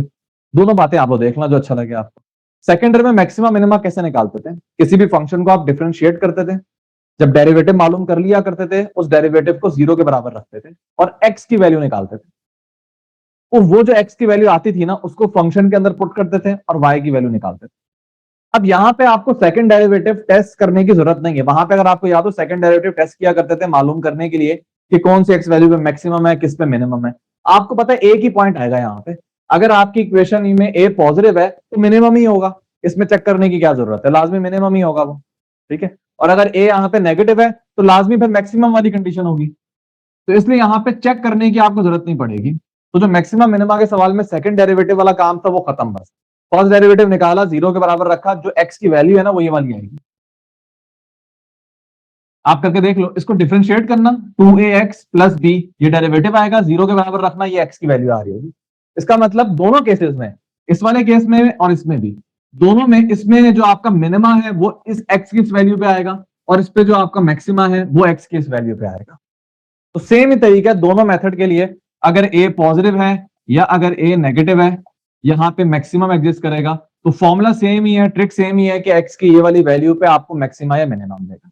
तो सवाल आपके पास आता है मैक्सिमम वैल्यू बताओ, तो मैक्सिमम वैल्यू मतलब y वैल्यू आपसे पूछ रहे हैं वो, तो वो कैसे निकालोगे, आपके पास पहले x आना चाहिए। तो हमको एग्जाम्पल लेट करते हैं। फॉर एग्जाम्पल आपको बोल दिया जाए कि एक फंक्शन है 2x square plus 3x plus 4। अच्छा, अब इसमें कोई शर्त नहीं है कि वो उसके सॉल्यूशन रियल हो इमेजिनरी को, पड़ता ही नहीं है इससे फर्क। भाई हर पैराबोला हर क्वाड्रेटिक फंक्शन को ड्रॉ कर सकते हो, अब वो एक्स एक्सिस से मिले ना मिले से हमें कोई कंसर्न नहीं है। हर क्वाड्रेटिक फंक्शन पैराबोला मिल रहा होता है, और जब पैराबोला मिल रहा है तो मैक्सिमा या मिनिमा तो होगा उसके अंदर। तो यहाँ पे कोई घबराने की जरूरत नहीं है कि कॉम्प्लेक्स है रियल सॉल्यूशन होंगे तो क्या होगा। ये सिंपल है, चाहो तो इसको डायरेक्ट डिफरेंशिएट करो और 0 के बराबर रख लो, तब भी ये चीज आएगी।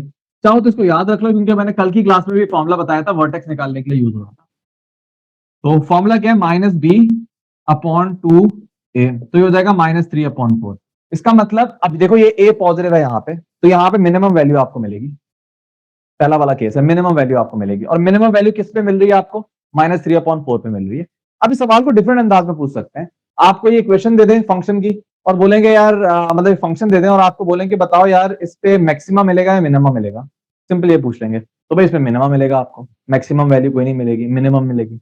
इस तरह सवाल आ सकता है, या वो इस तरह पूछ सकते हैं आपसे कि मिनिमम वैल्यू आपको किस पॉइंट पे मिल रही है। देखो दो चीजें होती हैं, एक तो आपसे पूछा जाए कि मिनिमम कहां पे मिल रहा है, इसका मतलब वो आपसे एक्स वैल्यू पूछ रहे हैं, तो आप बोलोगे x इज इक्वल टू -3/4 पे मिनिमम मिल रहा है आपको।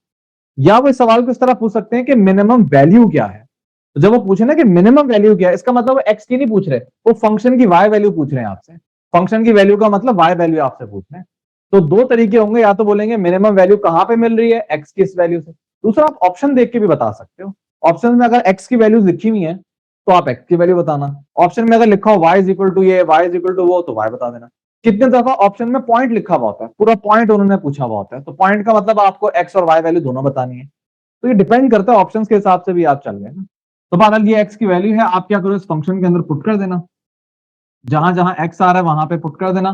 दैट्स इट, जो वैल्यू होगी वो आपको फंक्शन की मिनिमम वैल्यू मिलेगी, वो फंक्शन की मिनिमम वैल्यू मिलेगी। पॉइंट की फॉर्म में लिखना चाह रहे हो तो ये x वैल्यू है, ये y वैल्यू, इसको पॉइंट की फॉर्म में भी आप लिख सकते हो, ठीक है।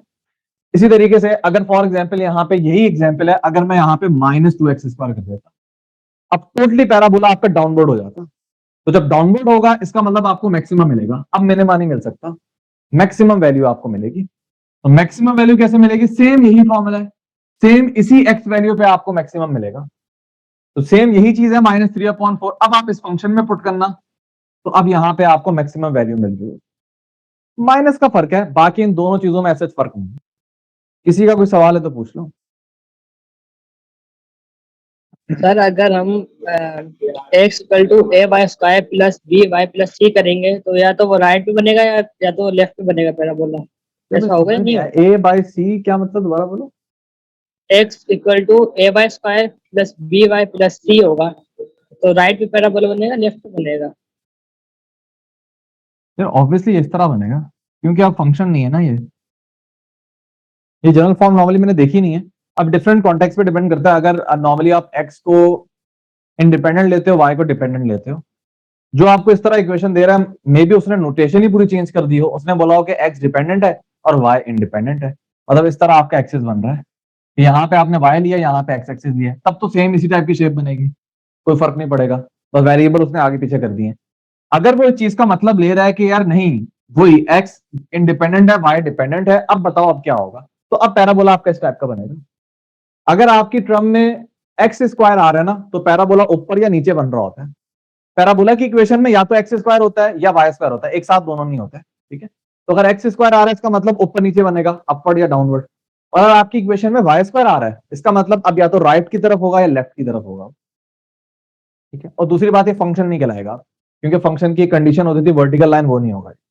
अब ये पॉइंट जो है ना, ये वैसे अगेन ये मैं अपनी तरफ से लिखवा नहीं रहा, ये वही चीजें जो मैं आप लोगों को ऑलरेडी बता चुका हूं, ठीक है। क्या चीजें मैंने आप लोगों को बताई है, 11 पॉइंट डिस्कस करते हैं यहाँ पे। सबसे पहली चीज क्या बताई हुई है, डिस्क्रिमिनेंट लेस देन 0 के दो केस है ना, ठीक है। सबसे पहले पहली कंडीशन क्या है कि अगर मैं आपको बोलूं कि डिस्क्रिमिनेंट लेस देन 0 है, डिस्क्रिमिनेंट लेस देन 0, इसका मतलब आपको जहन में फौरन क्या आ जाना चाहिए कि यार ये पैराबोला एक्स एक्सिस को क्रॉस नहीं कर रहा, क्योंकि डिस्क्रिमिनेंट नेगेटिव है इसका, पहली चीज। तो अब इसके अंदर दो केस बनेंगे, या तो अपवर्ड होगा वो या डाउनवर्ड होगा। मतलब फॉर एग्जांपल पैराबोला या तो एक्स एक्सिस के ऊपर बन रहा होगा या एक्स एक्सिस के नीचे बन रहा होगा, क्योंकि एक्स को तो क्रॉस नहीं कर रहा। तो ये कैसे पता चलेगा, वही अगेन ए की वैल्यू से। अगर ए ग्रेटर देन 0 है, इसका मतलब पैराबोला आपका ऊपर बनेगा। तो यहां से बताना क्या चाह रहा हूं, बताना चाह रहा हूं कि आपके फंक्शन को कभी नेगेटिव वैल्यू नहीं मिलेगी। ऑब्जर्व करो कि आपका फंक्शन हमेशा इस तरह बन रहा है। तो मुझे बताओ, फंक्शन कभी नेगेटिव वैल्यू लेगा? फंक्शन नेगेटिव ले ही नहीं सकता। फंक्शन की वैल्यू का मतलब वाई वैल्यू, हमेशा ऊपर तो वाई वैल्यू पॉजिटिव ही होती है। वाई वैल्यू नेगेटिव आपको कहां मिलती है? एक्स एक्सिस के नीचे। तो अगर आपका पैराबोला इस तरह बना हुआ है और ये ऊपर बढ़ता जा रहा है, बढ़ता जा रहा है, तो उसको कभी नेगेटिव वैल्यू मिलेगी नहीं। आपका फंक्शन हमेशा ग्रेटर देन 0 होगा। फंक्शन का मतलब फंक्शन की जो वैल्यू वाई वैल्यू जो है वो हमेशा ग्रेटर देन 0 होगी, क्योंकि आपका पैराबोला एक्स एक्सिस के ऊपर बनेगा हमेशा, क्योंकि डिस्क्रिमिनेंट लेस देन 0 वो एक्स एक्सिस को क्रॉस नहीं करेगा कभी भी। तो अगर ए पॉजिटिव है तो वो ऊपर बन रहा होगा, और अगर ए नेगेटिव है तो वो नीचे बन रहा होगा।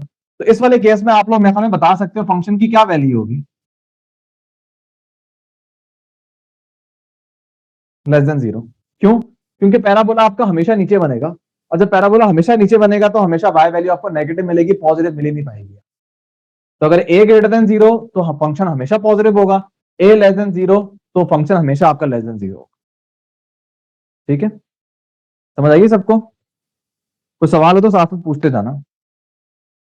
दूसरा पॉइंट, अगर आपका डिस्क्रिमिनेंट ग्रेटर देन 0 है, ठीक है, अगेन वही चीज आएगी। अच्छा, इसको और अगले पॉइंट को मैं मिला देता हूं। नहीं, अच्छा, डिस्क्रिमिनेंट ग्रेटर देन 0 जो है ना, उससे आप पता नहीं कर पाओगे। अगर डिस्क्रिमिनेंट ग्रेटर देन 0 होगा ना, तो फंक्शन आपका कहीं पॉजिटिव होगा कहीं नेगेटिव होगा। क्योंकि समझो इस बात को कि आपने पढ़ा था कि जब डिस्क्रिमिनेंट ग्रेटर देन 0 है तो आपका फंक्शन एक्स एक्सिस को 2 पॉइंट पे क्रॉस करता है। जब डिस्क्रिमिनेंट ग्रेटर देन 0 होता है ना, तो आपका फंक्शन एक्स एक्सिस को 2 पॉइंट पे क्रॉस करता है। अब वो ऊपर बने या नीचे बने, क्रॉस वो 2 ही पॉइंट पे कर रहा होता है। तो अब यहाँ पे आप ये नहीं बोल सकते कि आपका फंक्शन ग्रेटर देन 0 होगा या लेस देन 0 होगा। किसी रीजन पे वो ग्रेटर देन 0 होगा। जैसे अगर ये ऊपर वाले पैराबोला को देखो, तो ये वो नीचे रीजन है इसका, एक्स एक्सिस से थोड़ा सा रीजन इसका नीचे है, और एक्स एक्सिस से बाकी रीजन जो है वो इसका ऊपर है। तो कहीं फंक्शन पॉजिटिव वैल्यू लेगा, कहीं फंक्शन नेगेटिव वैल्यू लेगा। इसमें आप ये नहीं बोलोगे कि फंक्शन पूरा पॉजिटिव है या फंक्शन पूरा नेगेटिव है, कहीं पॉजिटिव कहीं नेगेटिव होगा, ठीक है। हाँ, ये आप बोल सकते हो कि अगर डिस्क्रिमिनेंट आपका इक्वल टू 0 आ रहा है, ये बात आप बोल सकते हो कि डिस्क्रिमिनेंट अगर आपका इक्वल टू 0 है, तो आपको पता है जब डिस्क्रिमिनेंट इक्वल टू 0 होता है तो पैराबोला कैसे बनता है, जल्दी से बताओ। एक पॉइंट पे टच करता है एक्सेस एक पर। पॉइंट पे टच करता है, एक्सीलेंट। तो या तो वो इस तरह बनेगा या वो इस तरह बनेगा। अगेन डिपेंड करेगा ए की वैल्यू क्या है, तो दोनों के डिस्कस कर लेते हैं हम, ठीक है। तो अगर ए ग्रेटर देन 0 है तो वो इस तरह बन रहा होगा। तो ये आप देख सकते हो उस फंक्शन की वैल्यू हमेशा पॉजिटिव होगी। 0 होगी, 0 किस पॉइंट पे होगी, इस पॉइंट पे 0 होगी, और बाकी हमेशा फंक्शन की वैल्यू जो है वो ग्रेटर रहेगी। तो मैं क्या लिख सकता हूं, जब ए ग्रेटर देन 0 होगा तो आपका फंक्शन जो है वो ग्रेटर देन और इक्वल टू 0 होगा। मतलब इस पॉइंट पे फंक्शन की वैल्यू 0 होगी और इसके बाद फंक्शन आपका हमेशा ग्रेटर देन 0। और अगर आपके फंक्शन में a नेगेटिव है, लेस देन 0 है, मतलब शेप इस तरह बन रही है, तो फंक्शन या तो आपका 0 होगा या फंक्शन आपका मुस्तकिल नेगेटिव होगा। तो f of x is less then और इक्वल टू 0, तो या तो नेगेटिव होगा या फिर इक्वल टू 0 होगा, वो भी कहां पे, जिस पॉइंट पे वो x एक्सिस को टच कर रहा होगा वहां पे 0 होगा, अदरवाइज वो पूरा नेगेटिव होगा।